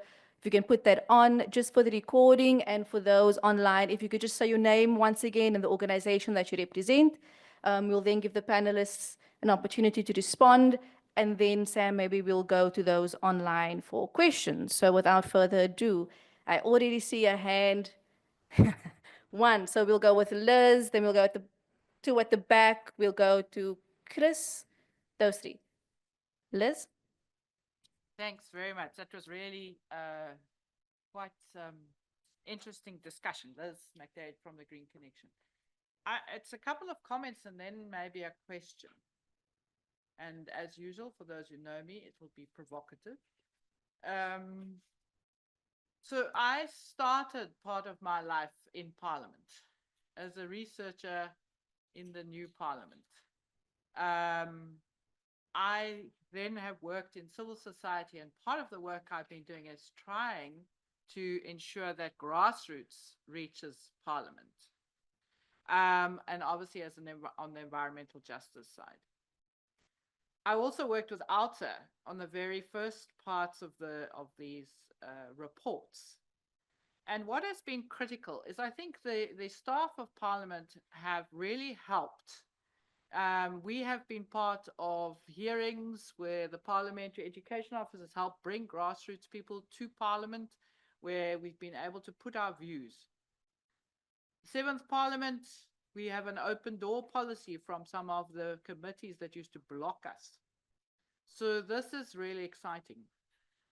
But this is my question to the panel. I don't know who. When we've tried to get access to research, we've been told that, yes, we're asking, and eventually gets blocked at a political level and nothing moves. My understanding is that one of the people who's fingered in the Zondo Commission is in charge of implementing the recommendations of the Zondo Commission in Parliament. So with all the best will in the world, if we don't tackle the issue, the uncomfortable issue that politicians need to take that accountability thing, we need to have pressure to remove those who should not be there, who are really blocking this collaboration and the conversation that all of you have been speaking about. So how do we do that? They may not have crossed any major lines, so you can't put them in jail, but how do you get these unethical people to remove themselves so that we can continue forward? Because otherwise I think we could be here another 5 years still having these conversations. Not the first time I've been in rooms with really nice people having great conversations. Thank you. Thank you, Liz. The next gentleman. Thanks. I'm still Paul Hoffman from Accountability Now. And I think the input of the panel in 4 words has actually concentrated my mind a little bit. And I wonder, as a question for the room, how many people in this room can tell us what percentage of the electorate supported the ANC in the May election that gave them 40% of the seats in Parliament? I know Ivan knows, so I'm not going to ask him. In fact, I'm not going to ask anybody. Why should I embarrass my friends? The correct answer is 16%. So there you have a hung parliament in which the biggest party has only 40%, which is a pretty good space for coalitions or minority governments. And the next biggest party has only got 22%. So we have a situation where far too many people, I think it's 28 million, simply choose not to participate in all of the nice words like conversation and collaboration and democratization and transformation. Doesn't happen because so many people are not involved. And we will be missing a huge opportunity if those who did not vote actually stay in the same position in the next election, which may be next week when Cyril has been fired, or maybe as long as 2029. So what then, my question to the room, what then do we do to encourage 28 million people who could have voted in May and made a huge difference if they had, and chose not to? Well, I think that it's important that people should not have a jaundiced or a stay away attitude towards democracy, because that withers democracy, it demeans democracy, it makes democracy less than what it ought to be, and it very often allows the baddies to get into a position because they have hijacked a branch or fiddled the system in a way that gets them into positions of power. My only suggestion is that civil society organizations should not be looking towards Parliament as much as we all do, but instead towards voter education. I think Steph actually touched on it, but not with enough pressure. That is the work of civil society in the next 5 years or less, and there are various ways of doing it. My suggestion would be voter education. People need to know what their rights are. They need to be able to know how to claim their rights. Accountability Now has had for many years, I think we're in the 3rd edition now, a handbook for the ordinary voter called Know Your Rights, Claim Your Rights. It's available on our website, and I'm advertising it shamelessly because it's free and I don't make any money out of it. And but use it. It's a tool. It's out there. And if we can get more people to the polls to vote for whomsoever they choose, that is better than what we have at the moment. Although what we have at the moment is preferable to the dominant party state that South Africa has been since 1948 and was until only 40% of those who voted supported the ANC in the last election. That opportunity is a complete game breaker. I think Moira was right to say Parliament is different. It's different because people don't feel so secure in Parliament anymore. They see the winds of change blowing. They're concerned that they won't be elected again next time. And they are trying to be open, responsive, and accountable, which is why those doors that were previously closed to Liz are now open. And it's up to Blue Chip and other, and I regard myself as other, CSO organizations to take advantage of the gap we've been given, because we're meant to be a multi-party democracy under the rule of law. That's what Section 1 of the Constitution says. And we're not going to get there driving in neutral. We're going to have to move forward. Thank you so much. That's my penny's worth. I'm so sorry for the interruption, Paul. I think Rachel just has a urgent announcement. Yes, thank you, Robin. If anybody is driving a silver Mazda, parked in the parkade, registration number CA226848, you're about to be clamped.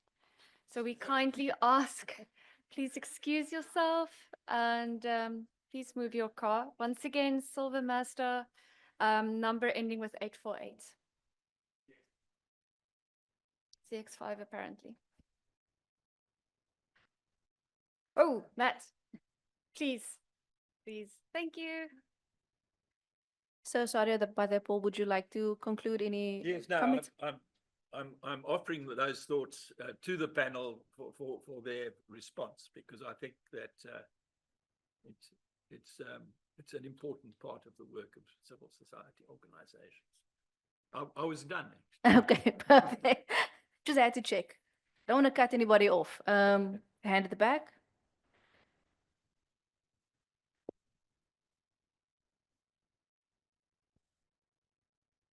Yeah, so maybe in partial response to Paul, it seems to us from the data that a lot of people don't vote, partly because they're not engaged, and there's a sense of kind of declining partisanship. So my view, Paul, is that we need both. We need voter education. Part of that voter education has to be that it starts at the ballot box, but it doesn't end there. You've also got to engage. And that hopefully will help to then increase turnout, and you can create a virtuous cycle. My question for the panel is, stuff takes long, eh? A trivial example, in 2018, we had a colloquium at Parliament on this horrendous lion bone trade, which South Africa still hasn't quite been able to get rid of. It's taken 6 years for a high-level panel to be instituted, and for those recommendations to be tabled in February this year, and eventually for the minister to gazette something. And in that time, we've had 2 different environmental ministers. We've had very different portfolio committee members who don't have institutional memory, so there's not even handover. You feel like you have to start again every time there's a new parliament.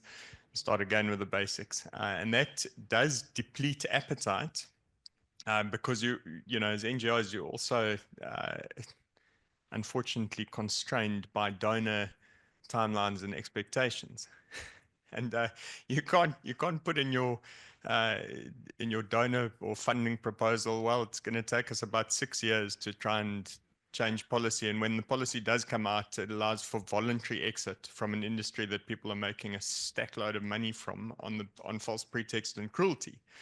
And so my question to the panel is, how do you mitigate this sense of despondency and often a lack of alignment in time cycles? Political time cycles often aren't congruent with what we're trying to achieve as civil society. Thank you. Thank you so much. Excellent question. I'm sure many people here at the sum of the are feeling that tedium. So hopefully our panel has some good insights for you. And next question from Sonke Gentrasis. You can go ahead. Thank you. My question may probably be for Resida, but open also to any of the other panelists to contribute. My concern is, how do we go about sort of providing some context to what is put on submissions and the final submissions when there's a call for public participation and the final bill or act that is actually published? How do we actually account for the comments that have come in? And I'll give an example. We have the National Council on GBV, the National Strategic Plan on Gender-Based Violence, the council bill that came out. At the time of oral submissions, at the time of submissions, a lot of the CSOs who work in the GBV space were against what had been provided in that bill. What ended up being passed, we were aghast because we thought, now who heard us, who didn't hear us, where did we go wrong? Was it our language? What happened? And even as at now, we've still had meetings post this bill being passed into law. And how do we sort of account to say that this is what we as CSOs had been pushing for on behalf of not just blue chip, but also grassroots organizations versus what the parliament has come out with? Because we do know that bill was passed purely for political reasons in May, right? And you can add on the NHI Act as well onto that list. But how do we show that there's this?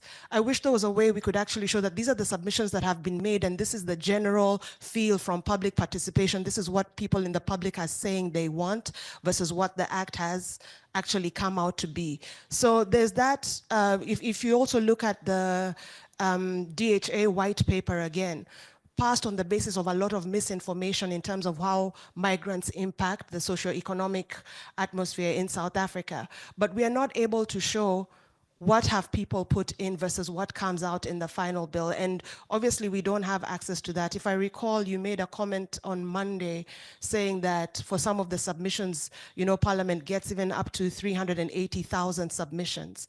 Is there a way to actually, like, is there a method to actually document and see how many people are saying yay, how many people are saying nay, what are they saying yay or nay to, so that we can see how to go on? Because as at now, the NHI Act, for instance, is now open to a lot of constitutional challenges going forward. That's number one. Another one is on the notice that is given out for public participation. You know, sometimes there's public meetings that are called for that public participation so that members of the community can come in and do oral submissions as opposed to having to do written submissions in. But I've found a lot of times the notification or the poster goes out, but it's not going out in ways that is easily accessible to people on the ground. So even in certain instances, we have had to drop everything that we are doing because suddenly the poster has arrived on at our desk a day before or 2 days before. And I'll give an example of the General Intelligence Laws Amendment Bill. When the deliberations were happening, I think we got the poster arrived on a Monday, and the day for oral submissions was on a Wednesday. So we literally just had to drop everything and arrive there. And even that venue is not something that is easily accessible for everyone in the Western Cape. So there was a lot of people who lacked transport to get to the venue. So how do we make that feasible? How do we make it possible? How do we as CSOs partner with you? Because we are willing to do that community education on laws and bills, but even after we've educated the people, how do they get to those venues if everything is being notified to them at the very last minute? Thank you. Thank you so much, Rasida. You have quite a lot to respond to there. I think it falls mostly to your shoulders. I think Chris had a hand, and then behind Chris, and then the last question here, and then we will go to answers. Chris? Thank you. I just have a question on the strategic plan of Parliament. I think there was a mention, I think, by one of the panelists. I'm not sure if it's Rasida, on the strategic policy, I mean, the strategy of Parliament. So the question is, who takes the responsibility of implementing that? And also, the other question is, how can CSOs and citizens also make input into that? If ultimately, as it was mentioned, that Parliament obviously is a representative of the people. So what are the processes in mind to ensure that citizens and CSOs take part in the processes of putting together that strategic plan? Perfect, thank you. Next. Thank you. Yeah, my question, I'm not going to dwell too long on comments and keep each other quite focused on questions. So my question will be, I think Rasida have mentioned that the State Commissioner or the Commission of State Capture have asked Bali the records. So we know what's the outcome of that record. So my question is, have there been any comments from the Commissioner that there is maybe information missing? Because I know Bali also have challenges of keeping their records up to date. And then the other question is also around what is happening with regards to recommendations report in Parliament. I mean, we all know that a recommendation can only be a recommendation, but I think we need to also find a way where these recommendations can be compulsory in order for them to be implemented. A lot of committees also do a recommendations report, but I think these are being, it's a continuous trend. Same as the other participants are saying that over 5 years, new MPs are coming in, they don't have a memory, but I mean, these legacies report that can support these type of issues that has been handled. So what is happening with regards to these recommendations report? Thank you. Thank you so much. And then we'll take the last question from the gentleman here in front. Good morning, everyone. My name is Ndoda Nahadewe from the Civil Society Unlimited Coalition of South Africa. I hear a lot of people have spoke about collaboration, marriages, and all of that. I have 7 pillars in my strategic plan for next year, which is 2024. I'm just going to touch on the one, which is the social compact and the national dialogue. Anyone on the panel can answer me. How many of you are involved in that national dialogue? How does it look like? Where does Parliament feature in that national dialogue, or who's involved in that manner? Reason being, everyone is talking about people's voices, like gender, Songa justice, they were talking about on the ground and the people. I have access to that. I can make one call now and get involved from provincial to everywhere, to the last corner, to the last person. So are we going to go out and engage every citizen in the ground, or are we going to look into different interested groups? Because all of us, some of the civil society, they focus on one or certain subjects. They're not focused on all subjects. We are focused on all subjects. We have different sectors, leads. We have different things which we're going to be involved in. Like I said, we chose only 7 pillars, which are very crucial. So I'm touching on only the one, which is the social compact and the national dialogue. How does it look like going forward? Who's going to be involved in that national dialogue? Because they're calling about it, but who's behind it? Is it the political influence, or is it us, the civil society? Who's going to run it? With Parliament being here, I'm very excited, because then they can give us also their context, if they can answer me as well on that. There is a lot we can talk about, but I'm just touching on the social compact and national dialogue to say, how does it look like? Because once we get it right on the national dialogue, then everything else won't be a problem. The timeframes will be fast. People will be knowing that we are there behind them. If you delay this, the movement will be there. I speak about Cape Town. There's a movement called Ndifunukwazi. They are a law firm. I think a lot of what you hear from the mayor of Cape Town, it comes from them. The golf course is 1,000 rand a month in the Western Cape. He never wanted to listen to the people. That the people are spending 1,000 a month, right? How many households can be built in that household, and then his own council receiving rates, taxes, all of those things? How much money can he make? But he's willing to just get 1,000 rand a month out of that golf course, which can give him a lot of money. So that's why I'm saying national dialogue is very important. Can someone just respond to me on that? And the Parliament, I can involve them as well. Thank you so much. My colleagues are listening online, so I'm excited. Maybe they're going to ask more questions. Thank you. Thank you so much. I think around a very pertinent, some difficult questions. I'm going to hand over, I think, to Resida first. There were a lot of questions that I think were aimed your way, and I think people are very eager to hear. And then we'll just go Moira, Stefani, and we'll end with you, Karam, with whatever questions you feel were directed towards you. Thank you, Resida. No, thank you very much. And Rashida is not the only one here from Parliament, so I'm going to throw the questions to my other colleagues. Liz, you asked a question around largely access to research that are blocked and removing politicians. I'm not sure whether I'm the one who should be answering this question. We all know what the political setup is within the country, and in terms of allocation of seats in Parliament, and that removal of a member who doesn't necessarily meet the approval happens in a particular process, and it's a largely politically driven process. I think to a large extent, some of this has been also raised within state capture, dealing with a review of the Electoral Act. We all know where the current Electoral Act takes us with the recognition of independence, but it doesn't address the issue of performance of members. And my question is there an opportunity for us to introduce something like that, where the members' performance, in the same way that you have executive performance being measured at different levels? There was a question Paul raised around education, around the power of the ballot box. I don't think there's a complete understanding. I think there's been a distancing over the years where service delivery has not happened, where people feel that even if I go and cast my vote, nothing is going to change, nothing is going to happen. And that kind of level of disconnect needs to be addressed. And it's something that we've discussed in the public participation sphere with Brent and his team. So education around voter education is not something that we see civil society organizations doing as well. The public education team has actually decided that that's something that they need to put onto their platforms as well.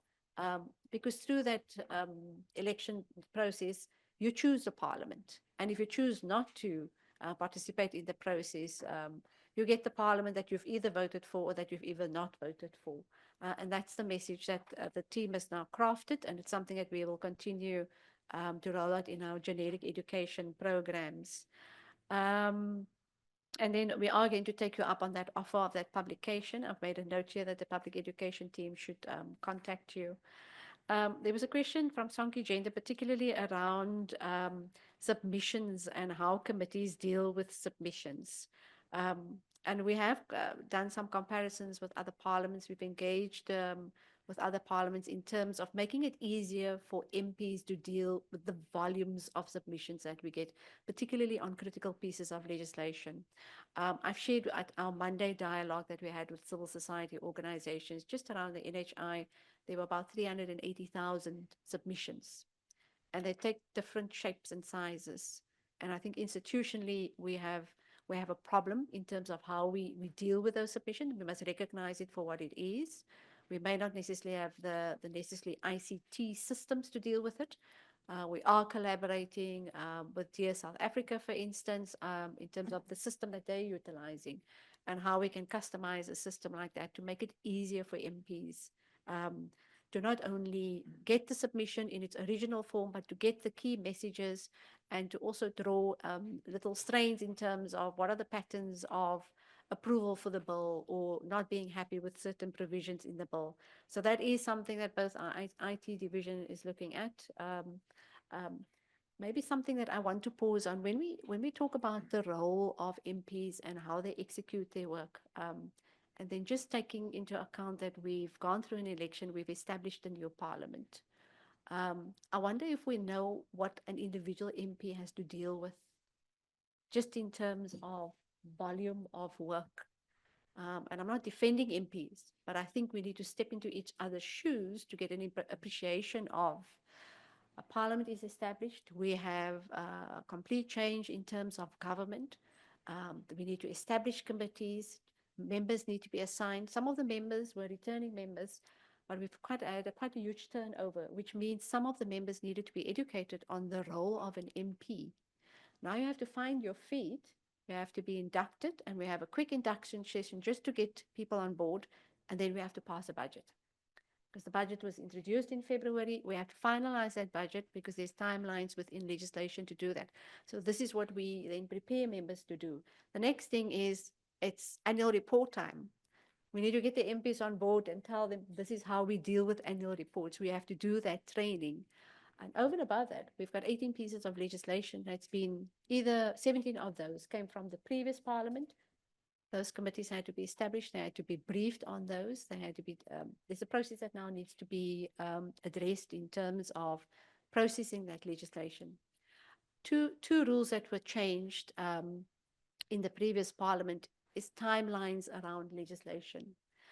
There's a lot of complaints that we've had, particularly from the NCOP and provincial legislatures, saying that we always get legislation at the tail end, close to the elections, and then we have to push through these pieces of legislation.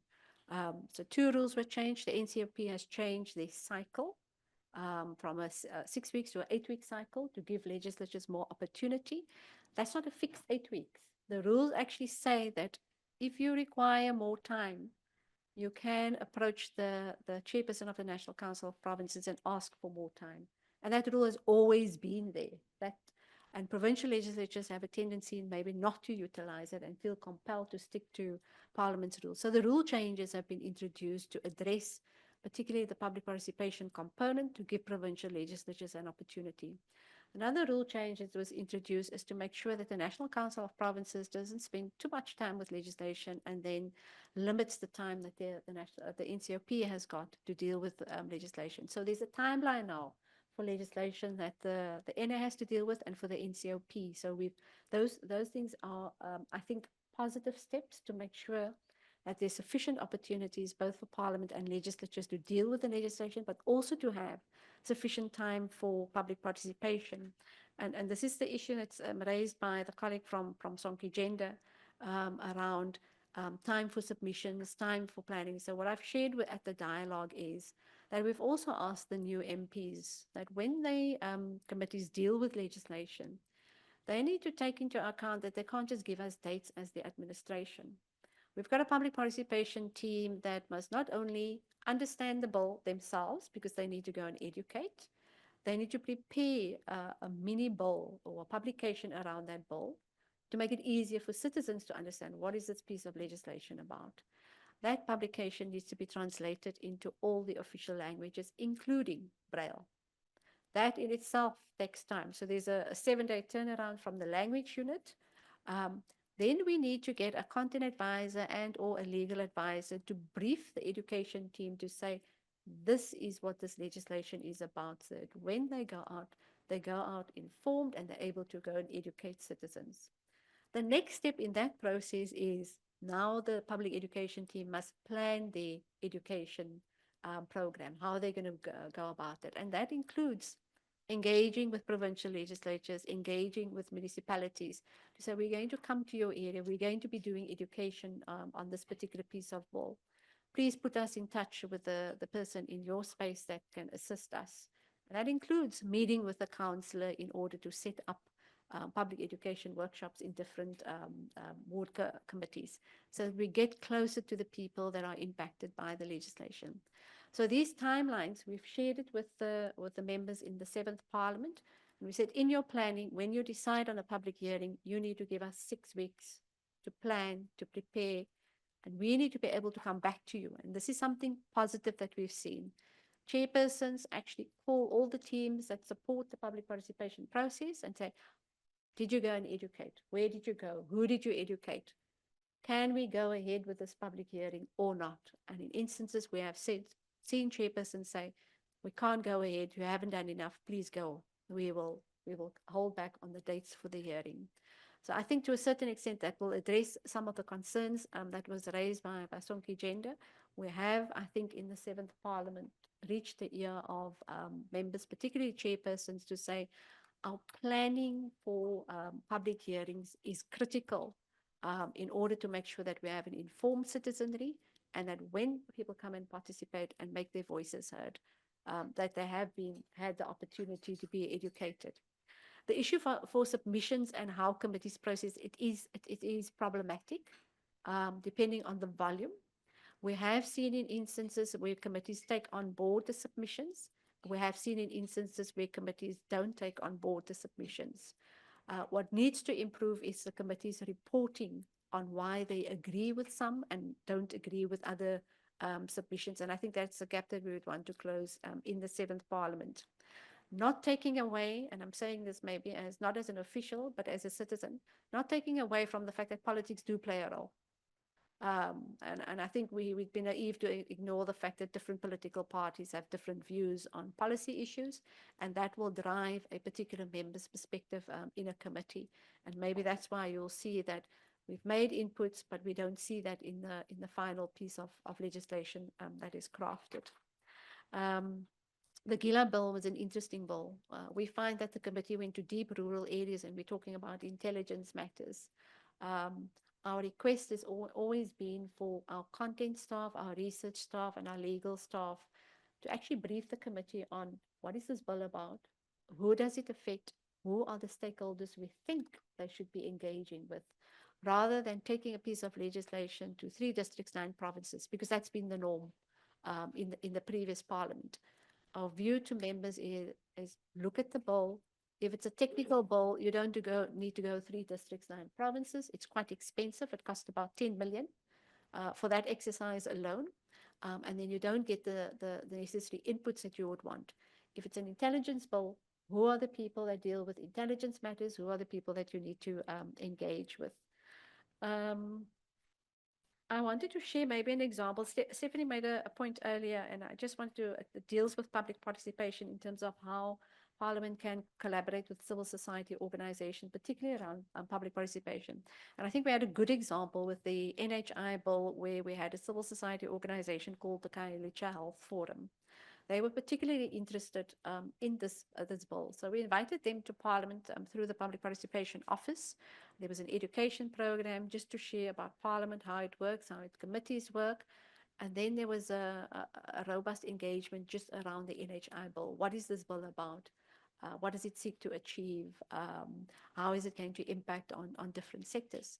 At Khayelitsha, Health Forum was able to go back to Khayelitsha and have their own engagement with people in Khayelitsha around the bill. And they were probably able to, they came back to Parliament with a submission that they received from the community. And it was probably one of the best inputs that we've received on a piece of legislation. Whether it was adopted by the committee or not, I think it was just the example of how civil society organizations can actually assist Parliament to reach that 60 million people that we are not able to reach with a small team that we have in the institution. The strategic plan of Parliament, there is a process outlined in terms of which Parliament has to compile its strategic plan, and it's covered in a piece of legislation that's been developed for Parliament and provincial legislatures. It's called the Financial Management of Parliament and Provincial Legislatures Act. I think one of our difficulties have been, particularly in an election year, it's the timeline between the elections, the establishment of the Parliament, and then the timelines in the Act that requires us to pull together. But we've had discussions around involving civil society organizations and citizens into this process and in defining what should be the key strategic priorities of Parliament. The process currently is largely politically driven. There's engagements with what we call political steering committees for the National Assembly and the National Council of Provinces. But we also require members to take on board issues that come from their constituencies and to feature that into the strategic plan. So we're at the stage where that strategic plan needs to be finalized by the end of this month. So that's a statutory requirement. That's in terms of the Financial Management of Parliament Act. But we have discussed amongst ourselves as officials what is the best way to get civil society as well as citizens on board in terms of making an input in the strategic plan. In the fifth Parliament, we had an engagement with the presiding officers, and a number of civil society organizations, different think tanks were invited to discuss Parliament strategy. And Mr. Chipkin was part of that session, I'm sure he recalls it, but to look at what is it that needs to change. So the strategic planning discussion didn't just start this year. It started in the previous term as well. Just on State Capture Commission, the records of Parliament, what I was trying to say there is that there are some committees that are actually doing good work, and I think we must recognize it for what it is. It's not across the board. We're trying to make sure that all committees are able to operate at optimal level. But what happened in that particular instance is that there was quite a lot of work that was done by the inquiry in state-owned enterprises, and the State Capture Commission requested that information from Parliament because there was quite a bit of in-depth work that was done, facilitated by a number of civil society organizations, including UCT at that stage as well. And they utilize that information. So there is reference to this in the State Capture report, acknowledging the work that was done by that particular committee. In terms of the recommendations of the State Capture Commission, Parliament is still seized with that. You will see it. It is a target on the annual performance plan of Parliament, both in the previous year, including this financial year. We are monitoring with committees in terms of following up in terms of those key recommendations. But I think there was a general comment made also around recommendations and how do we ensure that those recommendations are followed through and they're made compulsory. That was the word that was used. Generally, committees, when committee reports generate recommendations. It's only when those reports find their way to the houses for debate and adoption that it now formally becomes resolutions of Parliament. And there is an internal process in Parliament where the Speaker or the Chairperson will write to the relevant department or minister to say, on such and such a date, we debated this report. This is the resolution of the House. Please respond to it. Response rate has not always been good, and this is an area that's been highlighted, particularly in the strategic discussions in terms of holding the executive accountable. How do we make sure that they do respond? So resolution tracking was also highlighted in the State Capture report, and it is something that we seize with not only in terms of systems, but to make sure that the executive actually responds and accounts. I think that was the sum total for me. Yes, thank you. I mean, a lot of it was directed your way, or rather to Parliament's way. In the interest of the program, because there's another session that we have, breakaway groups, we would like to grapple with some of the issues that have come out. So if you don't mind, panelists, what I would like us to do, starting with Moira, as I had said, if you can provide very brief inputs to any of the questions that were raised, also to encourage the participants here during our break, during lunch. I encourage you to go up to your fellow CSO representatives, those parliamentary representatives here today as well, and ask whatever questions you would like to ask, and follow up with that. For those online, if you could please put your questions in the chat, and we will respond to your questions in the chat. After this round, we'll have a very brief body break. Just to remind you, restrooms are at the back to your right. There's refreshments, coffee and tea, and then when we come back, we will go straight into group discussions. But if I can hand over to you, Moira, for some of your remarks. Thanks for all those questions. They're very challenging and very important. And I think that exactly the kind of questions that you're putting here is about citizen and CSO participation. It's an example of how these things can be done. I'd like to start with Paul's comment. Paul, voter education. I remember when I was one of the people with IDASA 100 years ago, before the first election, and the voter education we got involved in then, and that was really really amazing experience working with people who'd not voted before, and the kind of support that and the collaboration that citizens came in on that. That was very exciting. But I think we mustn't make the mistake of thinking the voting is citizen participation, because we all know it's not. It happens once every 5 years, and it's certainly just one aspect. I also think we mustn't think that those many people who did not vote actually are disinterested. For some people, they didn't vote for a purpose, and that is them making their mark. So I think that is citizen participation of another kind. You know, the issue about submissions, for example, and how to participate in Parliament is very, very complicated. And how many citizens would have the capacity to write up a submission to Parliament? Never mind do it in the time that's been given for it, and there's a format, and it's very challenging. And I want to go back to the question that the point I made earlier, and that is that Parliament must open the door to civil society. I'm listening to you, Rasila, and I remember, you know, working in Parliament myself. It's enormous. The task is enormous. MPs are overwhelmed. We mustn't get too cynical about lack of delivery and lack of response, because seriously, the challenge is huge. And I don't think people on the ground actually understand how much work, how much reading is involved, how much learning is involved to actually respond.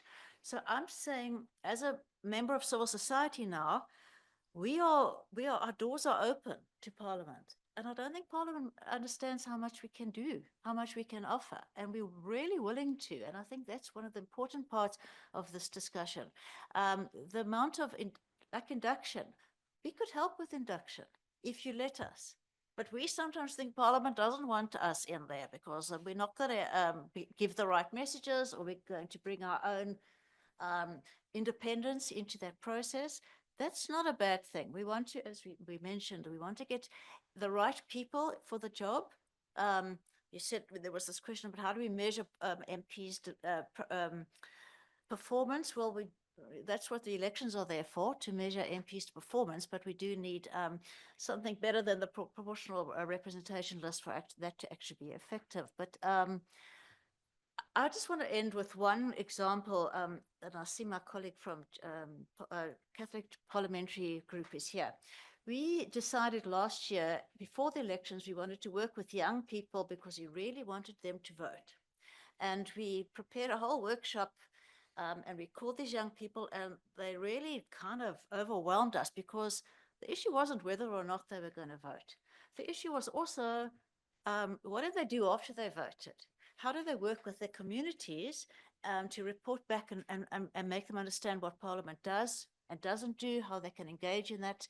The young people, it wasn't about voting. They taught us a lot about how citizen participation really should work.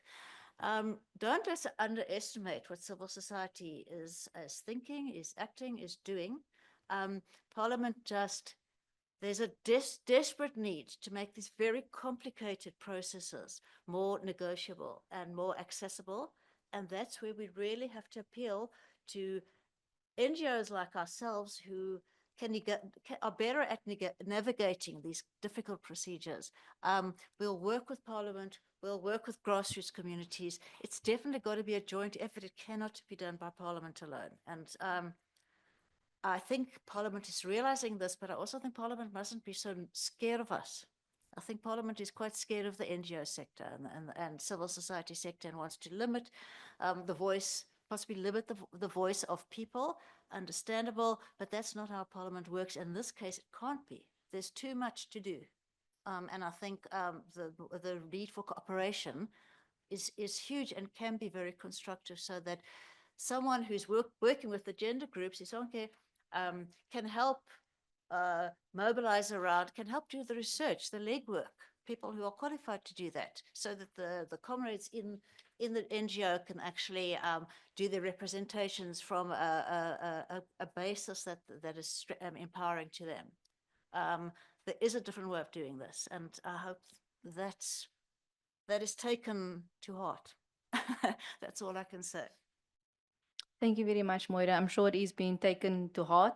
And I'm glad you drew our attention to the distinction between understanding that voting is a functionality of democracy and not the totality of what we understand participation to be. And I'm sure in our individual discussions, we will touch on that. Stefanie, over to you. Just quickly, firstly, I just want to say I'm in awe of the institutional knowledge of the members of Parliament sitting here. And it gives me personally, gives me really hope. And I think that's where transparency comes in. This has been an enlightening experience for me. That, you know, there's so much knowledge in the room, not just as a civil society coming together, representing certain communities, whatever. And then the colleague that sat there that said, what about the national dialogue and the social compact? That just in this room you can make magic. And I think that is what I would like to take away from this, is that if we can have that conversations, that transparency, there's magic to be made with the people, you know, part of this journey. I don't want to go too deep into some of these subjects, because I agree. I think in the breakout rooms we can discuss this more, and maybe in the accountability sort of grouping list. This is what you know, you were asking. Holding people to account will always be a complicated sort of scenario, because if you get into, yes, eventually people might get prosecuted, then you have to look at the MPA. Are they resourced enough? Do we have law enforcement that can still investigate certain cases and all of that? So let's park that. What I do want to us to think about is that we got stuck in this whole thing about, but I wasn't found guilty, so therefore.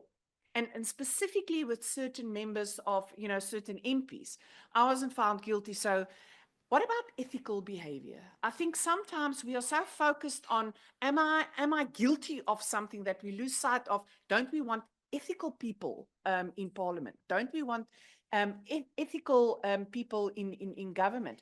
And how do we make that a reality? So in terms of our constitution, you only have a right to be not guilty until proven guilty, and a right to a speedy trial when you are an accused person, not before. So those constitutional rights come in play when you start dealing with the criminal justice system and all of that. But before that, I think we have a right to ask that we have ethical leaders. And that goes for Parliament too. So maybe, and really listening to everybody with so much knowledge, is the question is, isn't there something we can still do in the ethical space? You know, the ethical committee takes an enormous amount of time. How can we resource that, and making sure that that process maybe takes, you know, a shorter period of time? And what I'm hearing is that there's an enormous amount of good ideas. I want to say that again, is that the knowledge is extraordinary. Isn't it also a question of resources? And that what can we as civil society, and I agree with you, Moira, there's a lot we can help with and assist without, there's a boundary, without interfering. I'll stop there. Thank you so much, Stefan. And I think you're absolutely right. The people you're gathered, hopefully we can make some social and political magic, some change. And you very nicely highlighted the issue of ethical leadership, the deficiencies perhaps that we have there. And I think it's a nice segue to end off with Karam, because you brought up earlier the issues of appointments. So over to you, Karam. Thanks, Robin. And I'm not, a lot's been said. I really take to heart a lot of the comments from Resida in terms of some of the, the processes that are taking place at Parliament. Very, very briefly, just four big headings. The one is active citizenry and this notion of participation. I think Moira said a lot about it.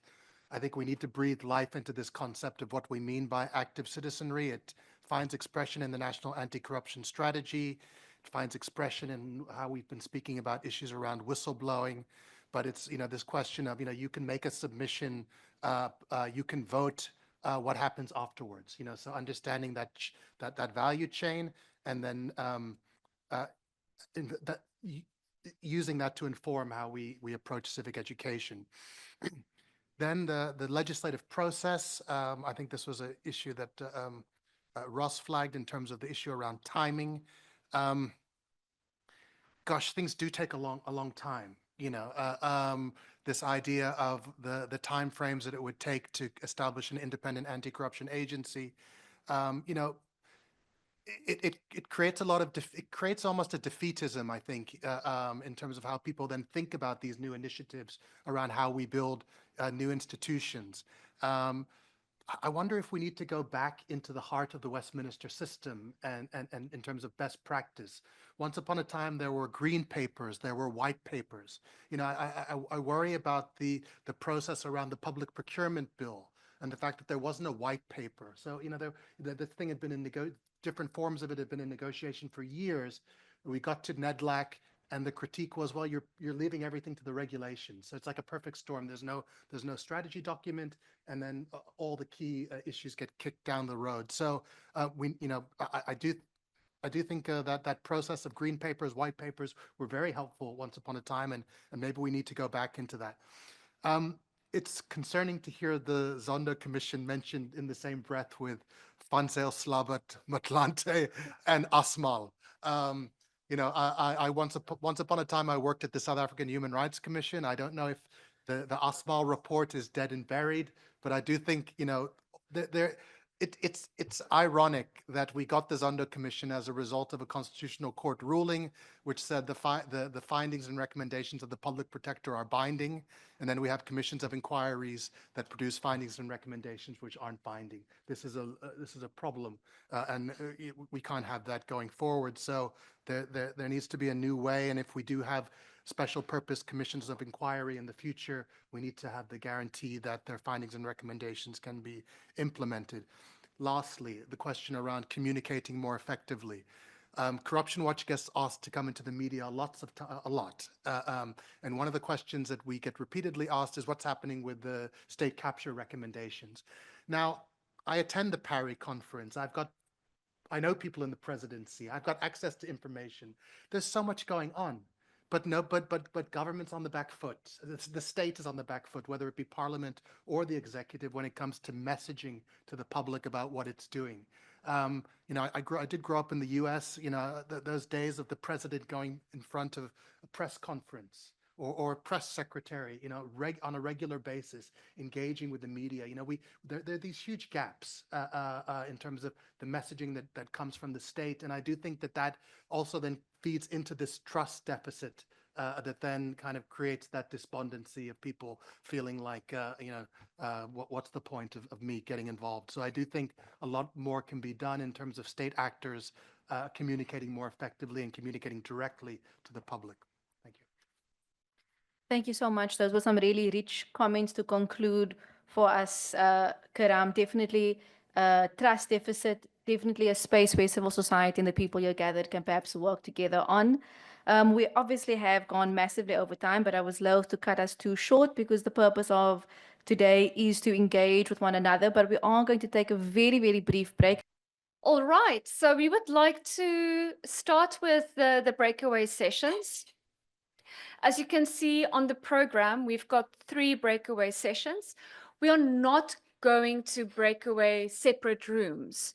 Because we want to keep this dialogical engagement vibe going, we are going to ask that wherever the facilitator will be sitting, that you please go to that table, drag a chair closer, that we all sit around and then discuss the topic. Our 3 breakaway sessions are the first one on enhancing parliamentary oversight. This one will be facilitated by Stefanie Fick, when Stefanie is back in the room, as well as Dr. Leon Gabriel. The second group is on strengthening public participation. This is going to be facilitated by Robin and Reseda. The third group is looking at building capacity for MPs and CSOs. That will be facilitated by myself and Renee Scott, also from Parliament, the acting director for the legislative sector support at Parliament. Then the main aim, give everybody the opportunity to speak, share their input, but then present main findings and solutions. But because we should use this as actionable steps and constructive way going forward, let us work towards having 3 steps each that we can present back to the room on each of those group themes that we could write down. The rapporteur will capture this, and then we will be sharing it for input, the report with Parliament and others, and have it finalized by the 13th of December. We would like to take this report with the actual action steps and then continue our engagement with Parliament and other CSOs in next year. So see it about as like a roadmap of sorts. We will have an online breakaway group, everybody together online. You have a bit more freedom in terms of engaging with the themes. Sam will be moderating you in the online conversation. So please make use of the chat function to have those engagements. Just once again, a quick reminder, number 1, enhancing parliamentary oversight with Stefanie and Leon. See, Stefanie is sitting in this front table. Leon is at the table behind. So those of you that are interested, we are not assigning you. Please take your chairs together and conglomerate in this area. Then number 2 is with Robin and Reseda. Robin is there at the back, but please conglomerate around Reseda's table with your chairs. And then I am thinking, so that we have a distribution in terms of space, for group 3 with myself and Renee, let us meet there at the back, where Nomuma from Sonke Gender Justice is highly visible with her red jacket. Once again, we're not pre-assigning you, but if we see one table only has got 2 representatives, we will kindly drag you for more equal distribution. And then finally, there was a finally. Please, might I ask also the parliamentary representatives to also distribute between the groups, that we have a nice balance. I know you're being outnumbered here, but it will be great to have your input on each of those items. Let us be back, please, at around about 20-25 past. So when you get to 20 past, make sure that you've got your 3 steps action items. We're going to come to the front, collect those high-level quick inputs from each group, put it on the whiteboard, capture those, and then we can continue towards our feedback and wrap-up session. All right. Please distribute. All right, so we've got a little bit more freedom in terms of what we're going to be discussing during this focus group session, and we've only got 10-12 minutes. So let's do it as efficiently as possible. Our discussion is identifying 3 actionable steps on how to ensure that civil society and Parliament are able to work better and closer together. Specifically around collaboration, better parliamentarism, all of those actionable steps, the steps that were discussed in the workshop. I'd like to give everybody an opportunity to speak, but that's going to be a little bit of a challenge. So let's work with the hands up function. If you've got input or ideas that you'd like me to share with the rest of the group, please do, and we'll take it forward from there. Well, I think we have to start from the start, and that is just to get an understanding of what civil society does and then also parliamentarians understanding what civil society does and vice versa. I think it has been mentioned in the panel discussion earlier today, is that sometimes I think we forget that parliamentarians are also inundated with a lot of information. And it's not necessarily that there's a lack of will to participate, but it's literally just about the enormous amount of information that they have to process and have to get into how things are done. So I think honestly, in the first thing in how we can collaborate more effectively is to really try to have more of these sessions with more parliamentarians present when civil society does try to engage, just to get a greater understanding of what both parties' roles are. Once you get an understanding of what each role is, you can foster a more robust relationship, that when you do speak to a parliamentarian from a civil society point of view, they won't necessarily just see you as someone that's trying to beat them with a stick, because I think that is what parliamentarians sometimes feel we do as civil society, is just criticize them instead of trying to assist them into doing their job better. So that would be my input. My first input is, let's just go back to the basics and get a understanding of what both parties need and what both parties can contribute to this. Yeah, so that's my input. Sam, I don't know if you're still there or whether or not Sam can hear us. But I can now hear you. All right, My perfect. phone gave up. All right, perfect. So you can take over. I see there are a couple of hands. I don't know if they want to comment on what I've said, but you can take it away. Thank you for that, Sam. Thank you for assisting, Andrea. I did see there were a couple of hands. I don't see them still raised. Oh, there's 3 hands up there. Rashad, take it away. Hi, thanks, Sam. It's Rashad from PMG. I think a lot of work is being done. Perhaps it's not done in a structured and formalized way. And so maybe there can be some thinking around that. Maybe a concrete suggestion would be maybe annually committees of parliament, because they are the primary forum for public participation of the legislature, could report in terms of how they've engaged with the public during the course of the year annually, not just in relation to legislation, but in terms of the other areas of their work. Yeah, thanks. Thank you very much, Rashad, for that input. I have noted it. Who's next? Trudia. Okay, I'm Trudia Prekel. Apologies, I only arrived. I had other commitments early this morning, so I couldn't be part of the entire project, but the session today. But one of the things that I think is important, that we as civil society get our act together and collaborate. There's so many initiatives all over working together, and I think there are networks.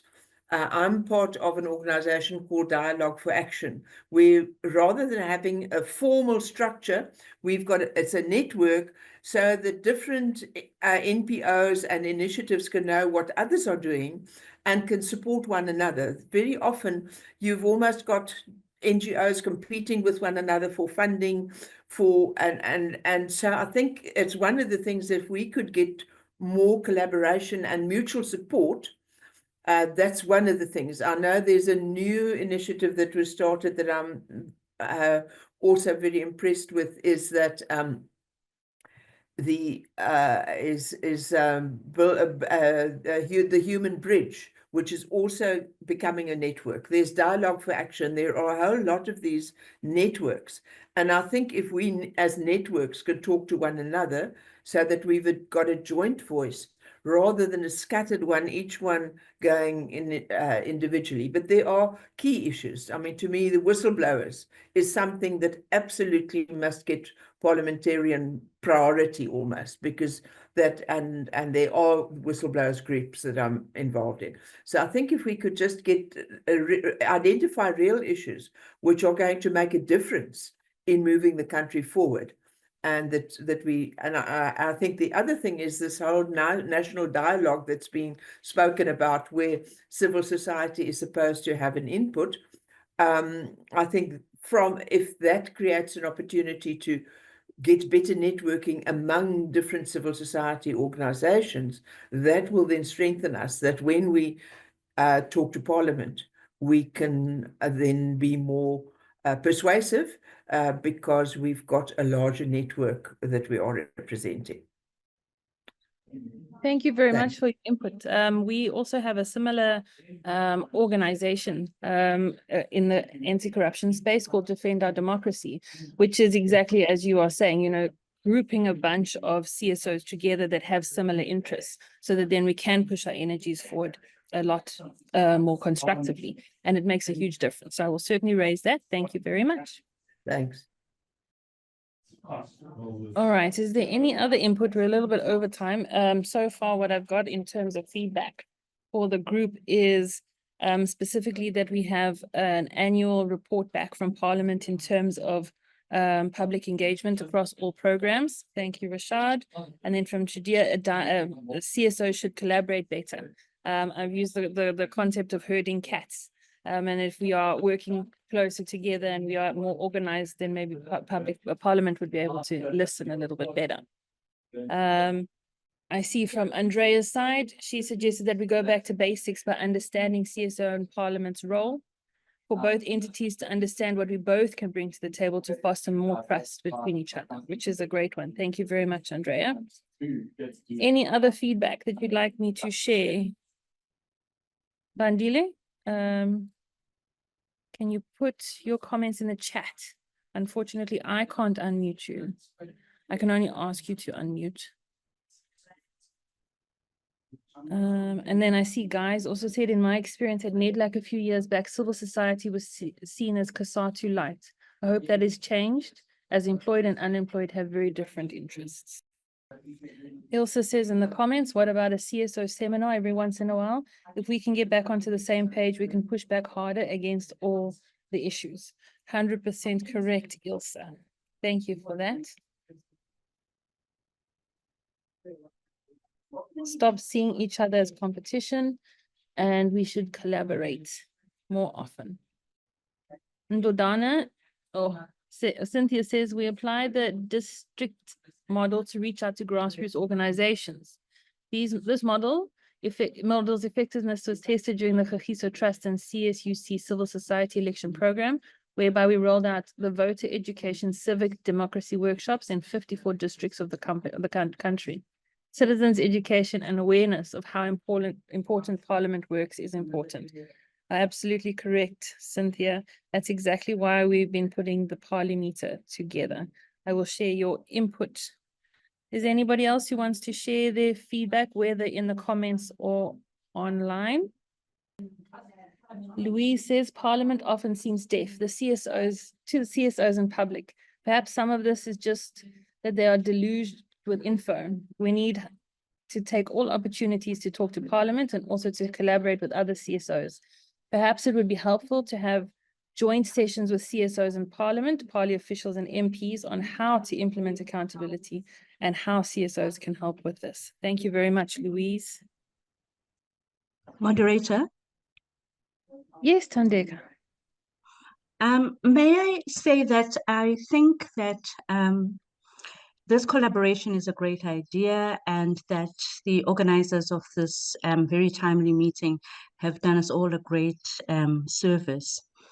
I'd like to say that the entire slew of anti-corruption legislation is up for review, beginning with the whistleblower law, which is currently in the final stages of being drafted inside the DOJ.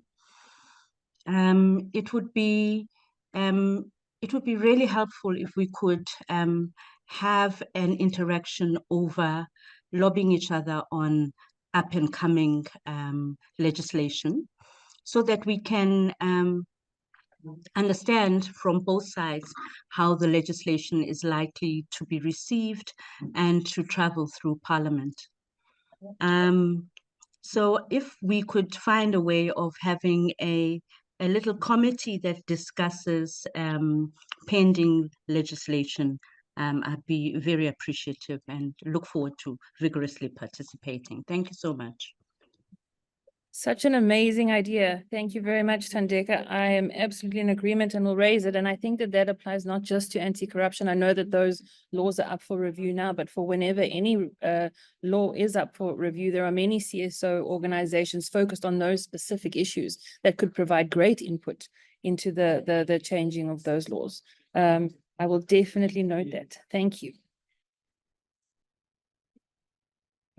Then Bandile, thank you very much for typing all of that out, has said, I agree we need to have a dialogue with Parliament to understand each other's role, find ways to work with each other. The problem that our society is challenged with is because we as CSOs are working in silos and yet addressing the same issues. This makes it difficult for even Parliament to engage with us because they will claim they do, and only to find that the majority of CSOs are left behind. Number 3, this national dialogue will require grassroots engagement for it to carry authentic voices. Everyone from the communities must be engaged, and that can happen if we collaborate. Absolutely. Beautiful. Thank you, Bandile. I will share that with the group later. Trudia says, as different MPOs and groups may be based in different areas, it may make sense to assign them the build-up contact with parliamentarians in the areas, so that they build a relationship of trust and respect. Otherwise, the focus will be in Western Cape because of geographic convenience. Absolutely, Trudia. Anybody else have anything that they'd like to share?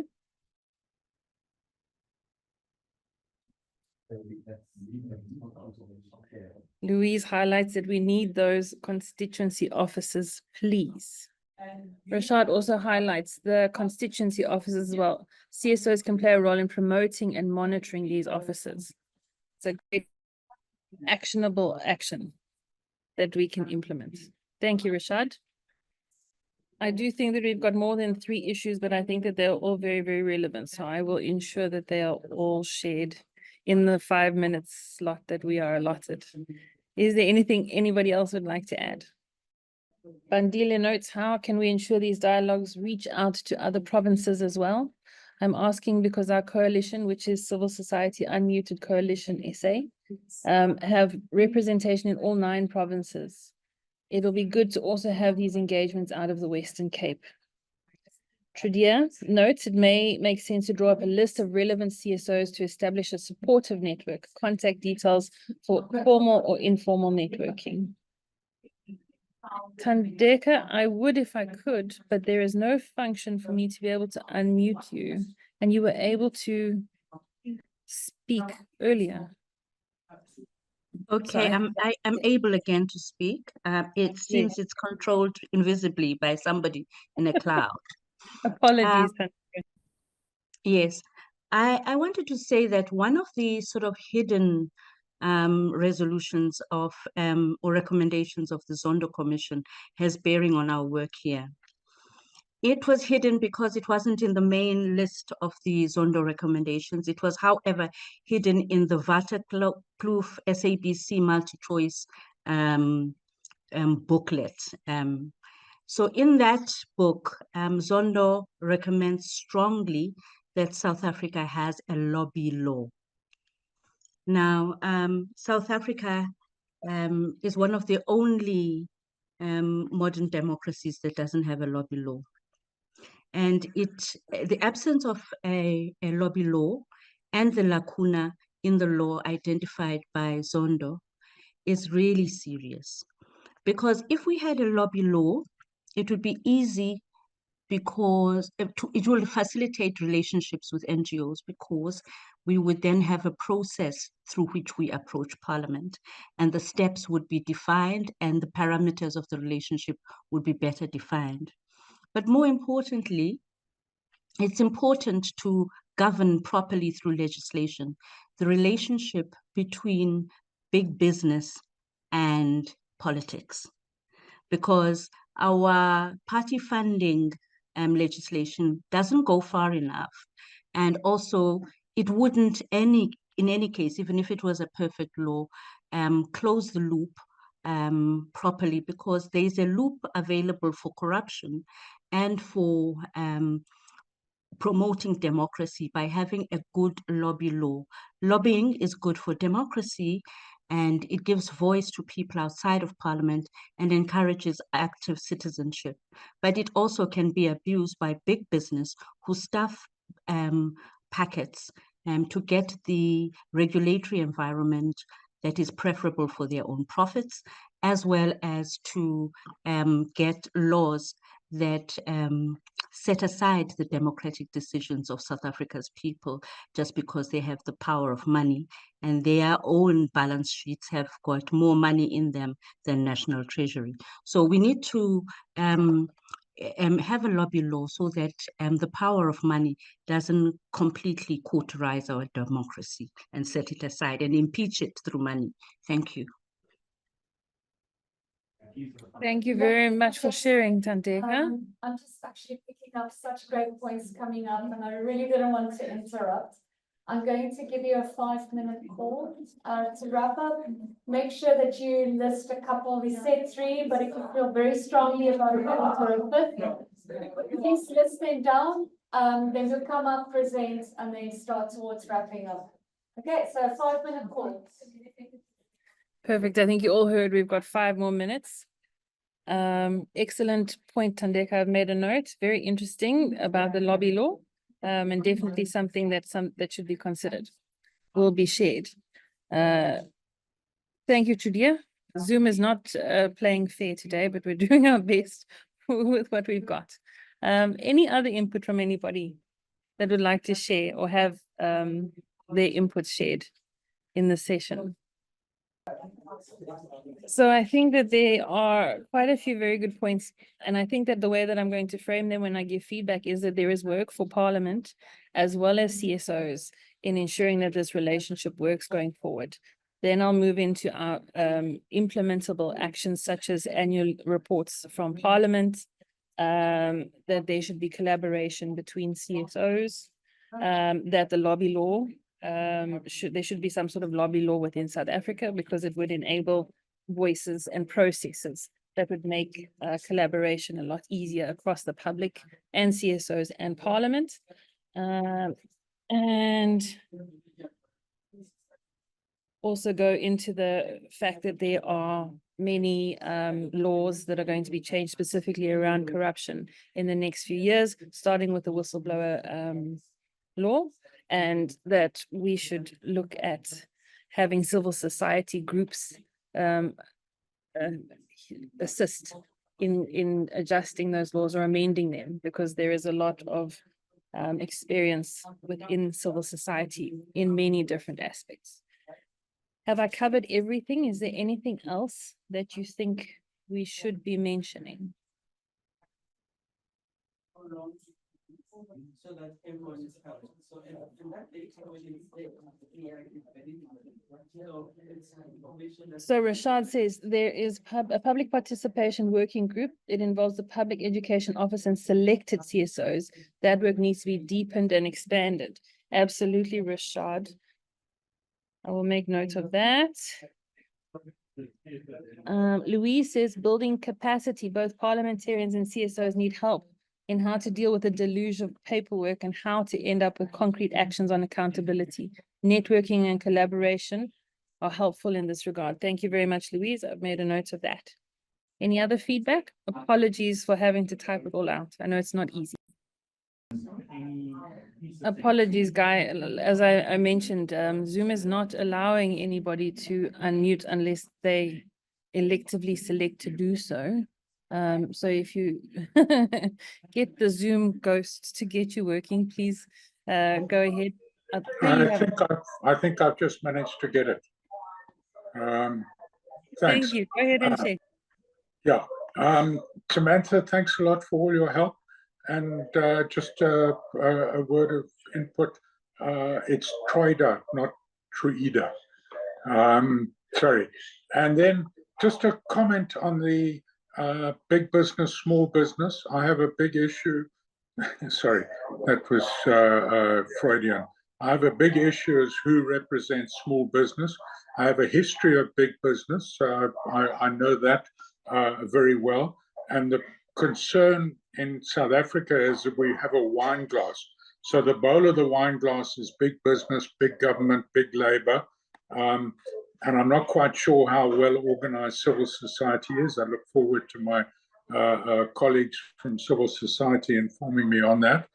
And then you have a very thin stem, which is small, medium, and micro businesses. And then you have a base, which is civil society. And we need to turn that into a much more robust tumbler where the bubble can rise from the bottom to the top. So yeah, I feel for civil society that is based outside of the Western Cape and finds it difficult to participate. And we've got to get over the new digital divide, which is the new apartheid system in South Africa, where those who have access to data, and we must try and get as many of the websites that are related to Parliament zero rated as possible. And DGMT, Douglas Murray Trust, has initiatives to help organizations get sites zero rated, which means that you can have free access, or you don't need data to be able to access. But thanks a lot for what you've done today. Amazing. Thank you very much for that point, Guy. Great thinking. It makes it available to far more people when it is zero rate.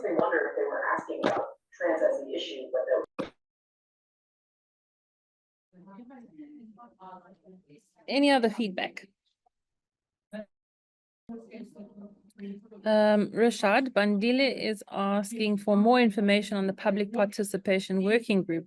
I know that you have a bit of knowledge on it, so if you could share, whether in the chat or if you're able to unmute, I think that would be much appreciated. Ndodana has noted collaboration between big and small NGOs on research and technical support to enable effective and impactful public participation in parliamentary processes and engagements on policy and law reforms. Absolutely. Thank you very much, Ndodana. I do think we have some really great points. Is there anything else that anybody would like to add? This is your opportunity to be heard by both quite a few significant CSOs and a really good group of parliamentary representatives. Just on that note, Thandeka, of engaging on the various corruption, anti-corruption laws that are being amended. It would be good for you to refer back to what Gemma Hartley said in the comments at 11:30 about what PLAF has been doing with the National Anti-Corruption Advisory Council, specifically on SA's legislation protecting whistleblowers. I know that it wouldn't be an official way for you to engage with Parliament specifically on this bill, but it would be a way in on this bill specifically and not on others.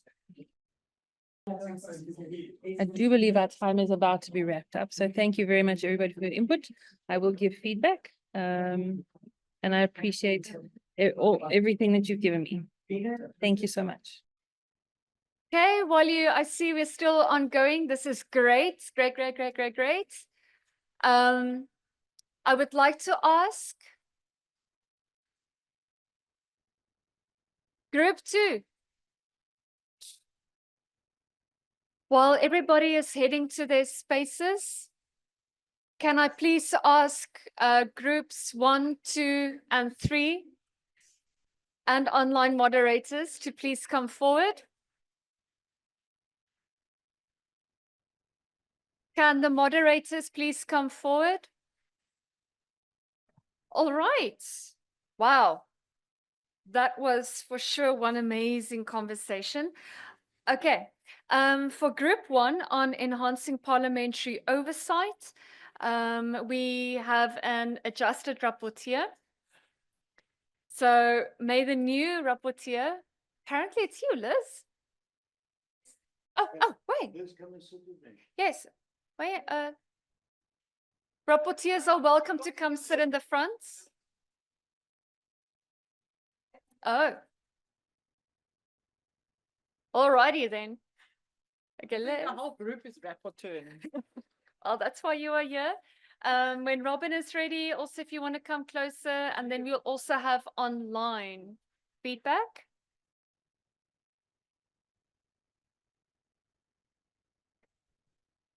Group 1 has become whole group. Group 1, please go. Thank you. So enhancing oversight in Parliament, there was interesting discussions, but I think it boiled down to, and just chip in if there's a couple of things we don't pick up. Firstly, there's a need to, from a Parliament perspective, to have an understanding of what the landscape of civil society is. And there's potentially a role that we can jointly play to bring a database of civil society. You've got to be careful not to miss out grassroots entities that are not connected and don't have the resources to participate in this manner. But we need to have an understanding of who are the role players in civil society, which organizations, which ones specialize in specific areas, how big are they, how influential are they, what resources they have as well. So that input, because it then comes down to how do we get the input of civil society into the committees, which we believe is very valuable to enable them to make better decisions when it comes to the BRRRs and engaging with the executive on matters that need to be addressed, and the recommendations need to be far more meaningful. So having an ability to gather information from CSOs, feeding them through to the committees is a very, very important element. There was also the issue of Parliament, Liz, that needed to invite this information in or have the sessions. You raised that. Okay, let me. So I think Wayne's done well so far. So the 3 points that I quickly scribbled down when I suddenly found I was a part of rapporteuring was the idea that we need information sharing and collaboration around that system. And one of the things raised was around the Hansard idea that the transcripts for the National Assembly may be extended to committee meetings so that everybody can hear what's said, and that strengthens oversight. The other aspect, I think, which was what you were touching on, Wayne, was if MPs are going to be strengthened in their oversight, then preparatory to the BRRR process, civil society needs to have an opportunity to put their points, bring their issues of where they think government needs some accountability, so that MPs are then further strengthened and capacitated to hold those entities to account. So I think there was an issue around information sharing and a system of doing that would broaden civil society access, but also Parliament acknowledging that it can't deal with 380,000 inputs, and therefore there's a need for civil society and Parliament to collaborate so that maybe civil society gets organized, so that we're working with coalitions, and that it's got to be transparent so there's no gatekeeping, so NGOs can't keep others out, in order to strengthen that oversight model. I think that's kind of where we got there. Sorry, there was just a bit that Open Up raised, and that is to start being able to track recommendations more formally. So a numbering or process that we don't lose that information. It's easy accessible, using AI to collate a lot of information, so that Parliament can make sense of what submissions come through from the public. Thank you so much for that, Wayne. And Liz, I must say on the BRRR process for the Parliament, so we've progressed quite well. So yeah, watch this space. Group number 2 on strengthening public participation, Robin. Thank you so thank you so much, Rachel. I know the applause was for Wayne and Liz, but I will accept some on my behalf as well. Thank you for the warm welcome once again. Yes, so our group was about strengthening public participation. And I think, again, I'm going to apologize, but also thank Resida for her inputs and for fielding lots of questions around this. I think you provided us a lot of key insights for civil society, so thank you for that. Yeah, I think for our group on both sides, Parliament and civil society, as it were, there's an understanding that we are both eager to get the public excited and engaged about the work of politics and social change. And obviously that there's quite a lot of opportunity where we can be of help. But I think some of the issues that were highlighted, and hopefully I can paraphrase into some recommendations for this afternoon, is that there appears to be a feeling that sometimes your work can be stymied by who you are able to approach in Parliament, which PCs you are able to work with, what chair people are more open or not to your work. And we need to have a streamlined and consistent process of engagement that helps civil society to know to whom they need to make these addresses, to whom do we need to speak to. And I think conversely, that will also help Parliament in its management of civil society organizations and how they actually make their engagements. So I think overall there was a recommendation about consistency of that process, of that access and engagement, but then also particularly around the process to deal with submissions. And I think this is where some concerns were raised, particularly around who you happen to get in that PC, the chairperson or the secretary to that PC, if we can have consistency in how we deal with those submissions. Also, the idea of what does it mean to participate, I think, in the digital age. There was a recognition that perhaps we were pushed in that direction, I think, with COVID, also with the fire. And it opens up an opportunity for dynamism in how we actually get people to participate. So the recommendation to think around there, what does it actually mean for effective participation, both in a virtual and in a physical space? I think maybe that's some work for Open Up as well, since they are in the room here with us. But then also what became clear even amongst ourselves is that sometimes there's not an understanding of the work that the Public Participation and Education Office actually does. And it's difficult for us to disseminate to the people who follow our organizations and the communities that we represent when we ourselves actually don't fully understand what it is that you do. So the recommendation there that two-way dialogue communication is actually strengthened, and that this is a space that civil society can actually come in to help amplify, for example, what PCOs are, what PDOs are, what constituency offices actually are, how communities can actually make use of this and use these as spaces for public participation. Just lastly, the point of constituency offices. I think we spent quite a lot of time on that, and we see this as a space that could possibly be clarified, repurposed, and amplified even higher as a site of community-based public participation. And I think civil society is quite excited to work on that particular point. If I've missed anything, anybody from my group, please raise your hand and add it in. Thank you. Perfect. You got the thumb of approval. Already just listening to this and our own group dealing with from a MP perspective, there's quite a bit of overlap, which is really positive.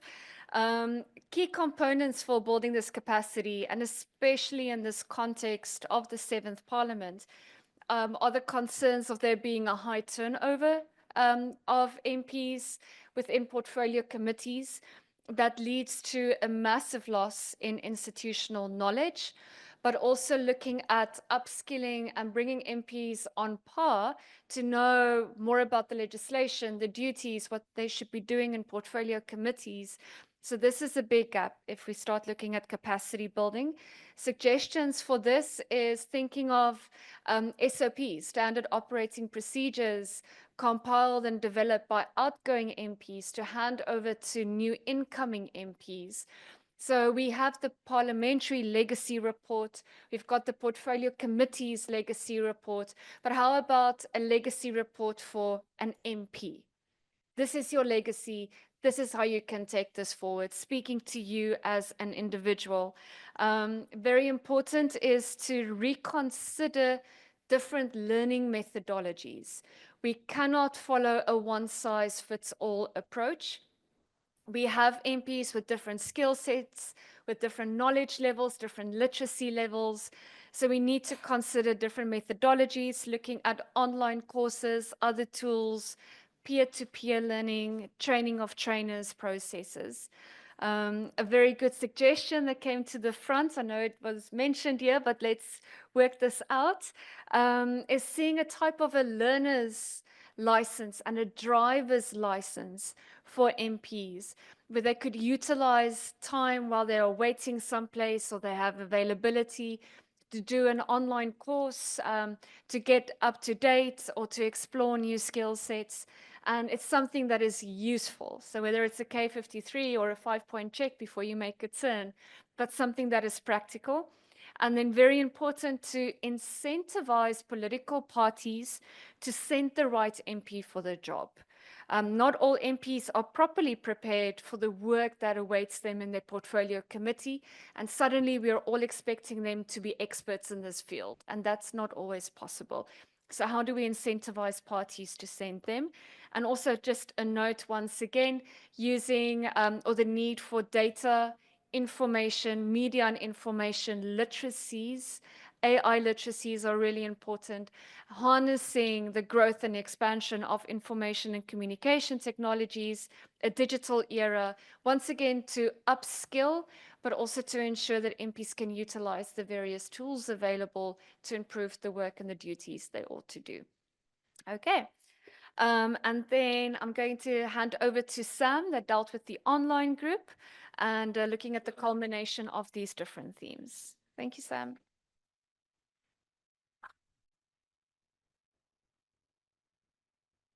Thanks, Rachel. Okay, so we had some technical challenges as the online team. The poor Zoom delegates couldn't unmute at some times, so we figured it out. But the discussion kind of revolved around that there is work for both Parli and CSOs in this space and how we move forward. In terms of Parliament, we had some really good concrete suggestions. For example, what about an annual report in terms of public engagement across all spheres of Parliament? How do we involve CSOs in amendments to law, such as whistleblowers protection, etc.? There are many experts within the CSO space, and their inputs could be valued in terms of implementing and amending these laws. Consider a lobby law. That was raised that we are one of the only modern countries in the world that doesn't have a lobby law, but this would formalize the process for approaching Parliament, and everyone would have a voice in terms of that. We highlighted that the public participation working group is working really well, and we should look at how we could deepen it and extend it and expand it and make it even more impactful. Another suggestion is that we make Parli content, for example, the PMG website and the Parliament website, government website, zero-based. So then it is accessible to everybody because it wouldn't utilize data.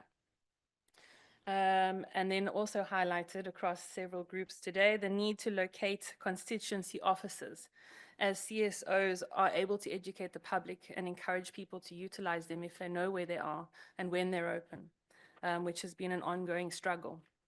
In terms of the work for CSOs, and I think it was a lady by the name of Bandile who highlighted it, said, how does Parliament understand who to approach on what if there are so many of us and we are not organized?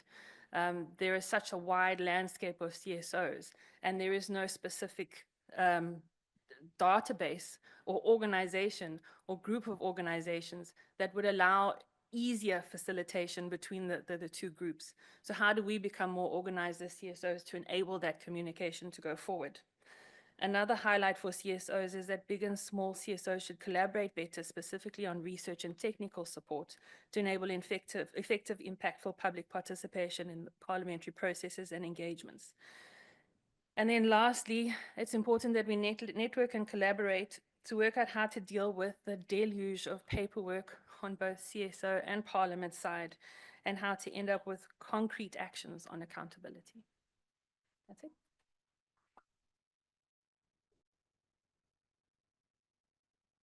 Thank you so much, online team. And I must say the items that were raised in this, many of them did come up in our group discussion, and I'm sure many of the others, so it dovetailed very well. The term blue chip CSOs came up a couple of times. So while we are working with the theme of blue, not just because it's funded by Conrad Ard and Howard Stifton, thank you once again. I do want to say what is really also positive and enriching in this experience and constructive in this symposium is these aren't just blue sky ideas and offerings. Many of the things we have mentioned here are things that many of us are busy with, things that we want to develop, tools that we've played around with. We've got concept notes on this. We've been having our various engagements as CSOs and as Parliament. So perhaps not all of these can be immediately achieved, but we can definitely work towards implementing those. So I cannot wait to take this forward. We get the report and follow up, and then we start the work and engaging with this.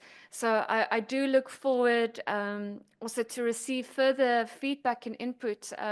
Dr. Gabriel, I'm looking at you because I'm curious also about your report to the SDP and his thinking about this. And please also, convey our assurances that we are there. We've got these ideas. They're not just blue sky, and we want to do it. So thank you, everybody. Please give you a round of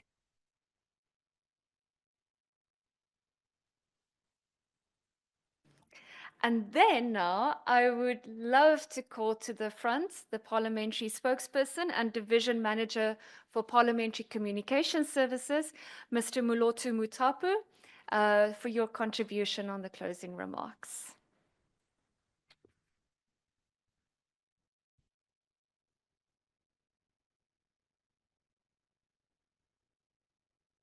No, thank you very much. I think this was very insightful, illuminating, very informative, and very educational.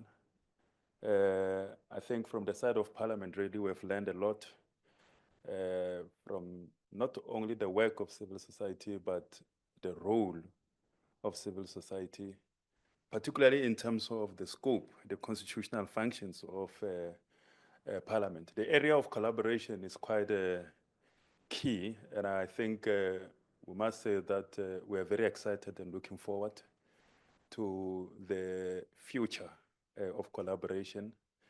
Stakeholder engagement is at the core of the work that we do as Parliament, because we understand that in terms of the Constitution, we don't exist in isolation of society and the people. We are, in fact, compelled to make sure that society, the people, stakeholders, civil society, NGOs, etc., they are part of the work that we do, and we don't do anything or decide anything without consultation with the people. I think we've learned the hard way because this has been a learning curve in the past 30 years of our constitutional democracy about what meaningful public participation means. The courts have told us that what it means, meaningful public participation. And I'm glad that as part of this discussion, civil society is also conducting its own introspection in terms, rather than just to throw stones at Parliament, to say that how do we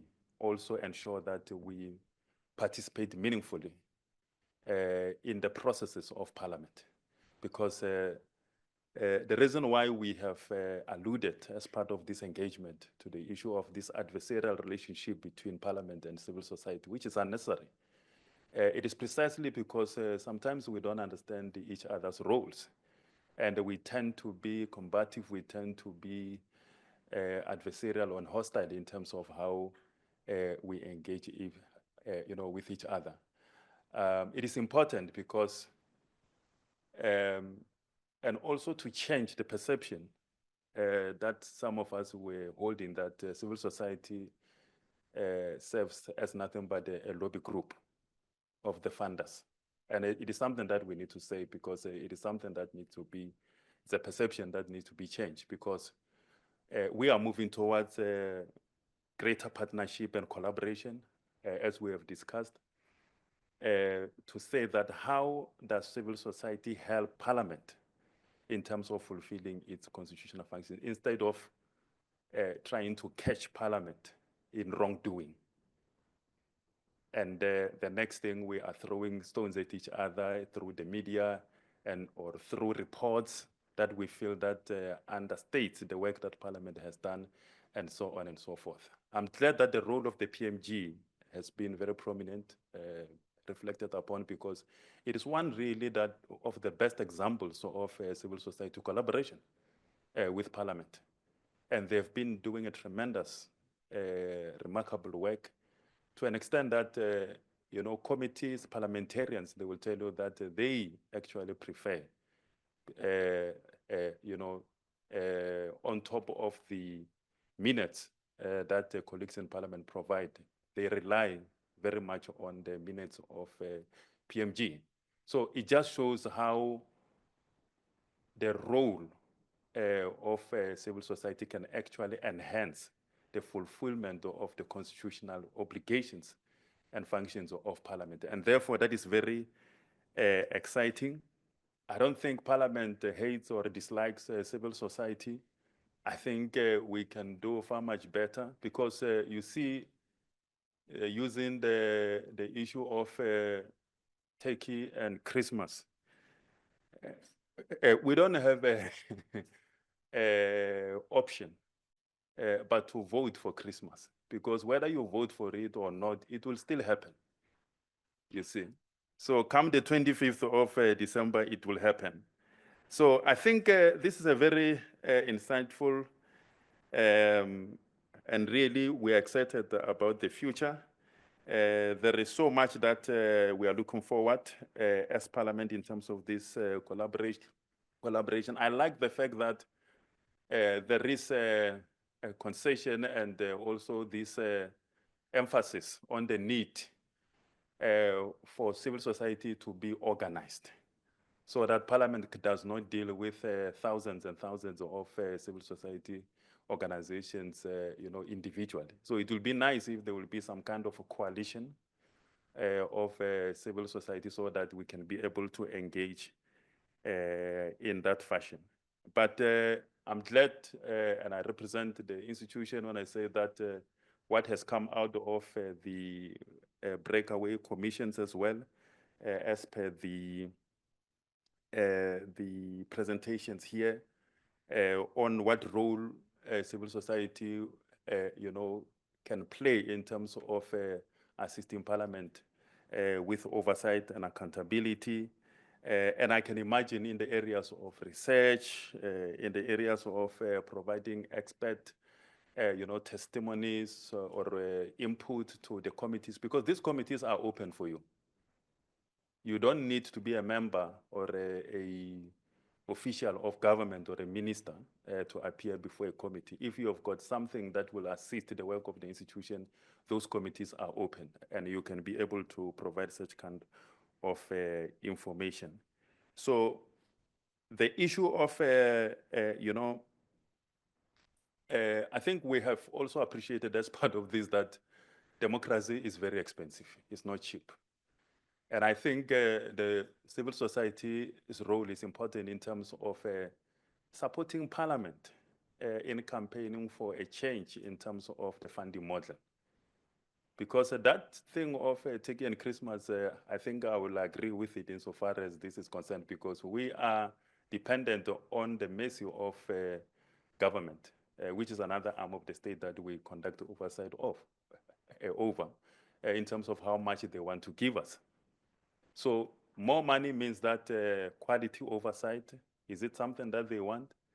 So we really need to ensure that we campaign for increased allocation, so that Parliament can be able to fulfill its constitutional functions. Because I like the fact that there is emphasis that we all want the same things, and therefore we need to collaborate and work together towards fulfilling that. So I think this is I can't say this enough. It has been very insightful, and we are excited about the future. Thank you very much for the wisdom that you have shared. Thank you very much for the inputs and the interest and the passion that you have for the work of Parliament in terms of ensuring that we continue to serve the people of South Africa. Thank you very much.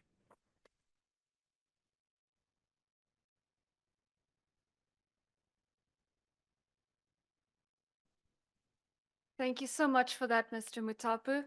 I cannot wait to read your press statement.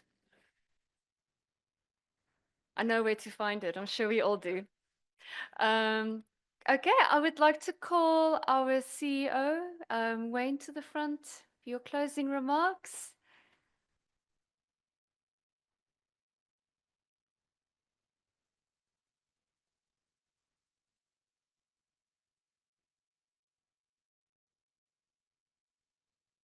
I think I learned a lot about CSOs today. And Parliament's interest in what is happening came through very clearly. There's been a lot of great input today. We're a lot more knowledgeable and richer from this, and I think we're going to collate this and definitely share it with everybody. But this has been good learning and understanding of a need to work together, as opposed to, as we've seen, it's been quite adversarial at times. It can get quite heated, and I think the more we understand each other's roles, the more we can achieve and attend to the common agenda, which is to make Parliament work better for the people. And if we all understand what our respective roles are and how we can do that better, then there's no doubt that this is going to be meaningful, this session, and more to follow going forward. So thank you, Rachel, for coordinating it, for Robin and the team. There's been a lot of work behind the scenes. And I think thanks to Parliament for giving their time and giving their intent to engage more meaningfully with civil society. In our project on Parliameter, we realize that information is important, but accurate information is so much, there's so much value in that. And if we can start working towards how do we facilitate and assist and make it get the funding or get the support to get funding in to have all meetings recorded and then scripted using AI, getting the accuracy of those, having that information live fed into systems so that we can start analyzing and reporting better. That's going to help us all. So I think from Open Up's perspective, that's going to be exciting as well if we can get there. But to everybody, your time, your input, thank you so much. And we look forward to our next engagement. You'll get our report shortly on this, and we'll see you soon. All the best.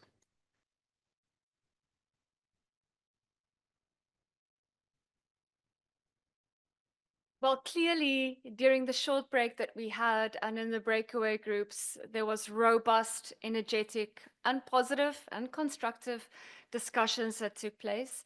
We wish to invite everybody in the room, sorry for online attendees, to please join us for lunch. The lunch will be in the restaurant of the hotel. Let us please continue these discussions and grow our relationships and our shared intents. And then, as Wayne said, you'll hear from us again. Let's work towards the shared vision and then collaborate going forward.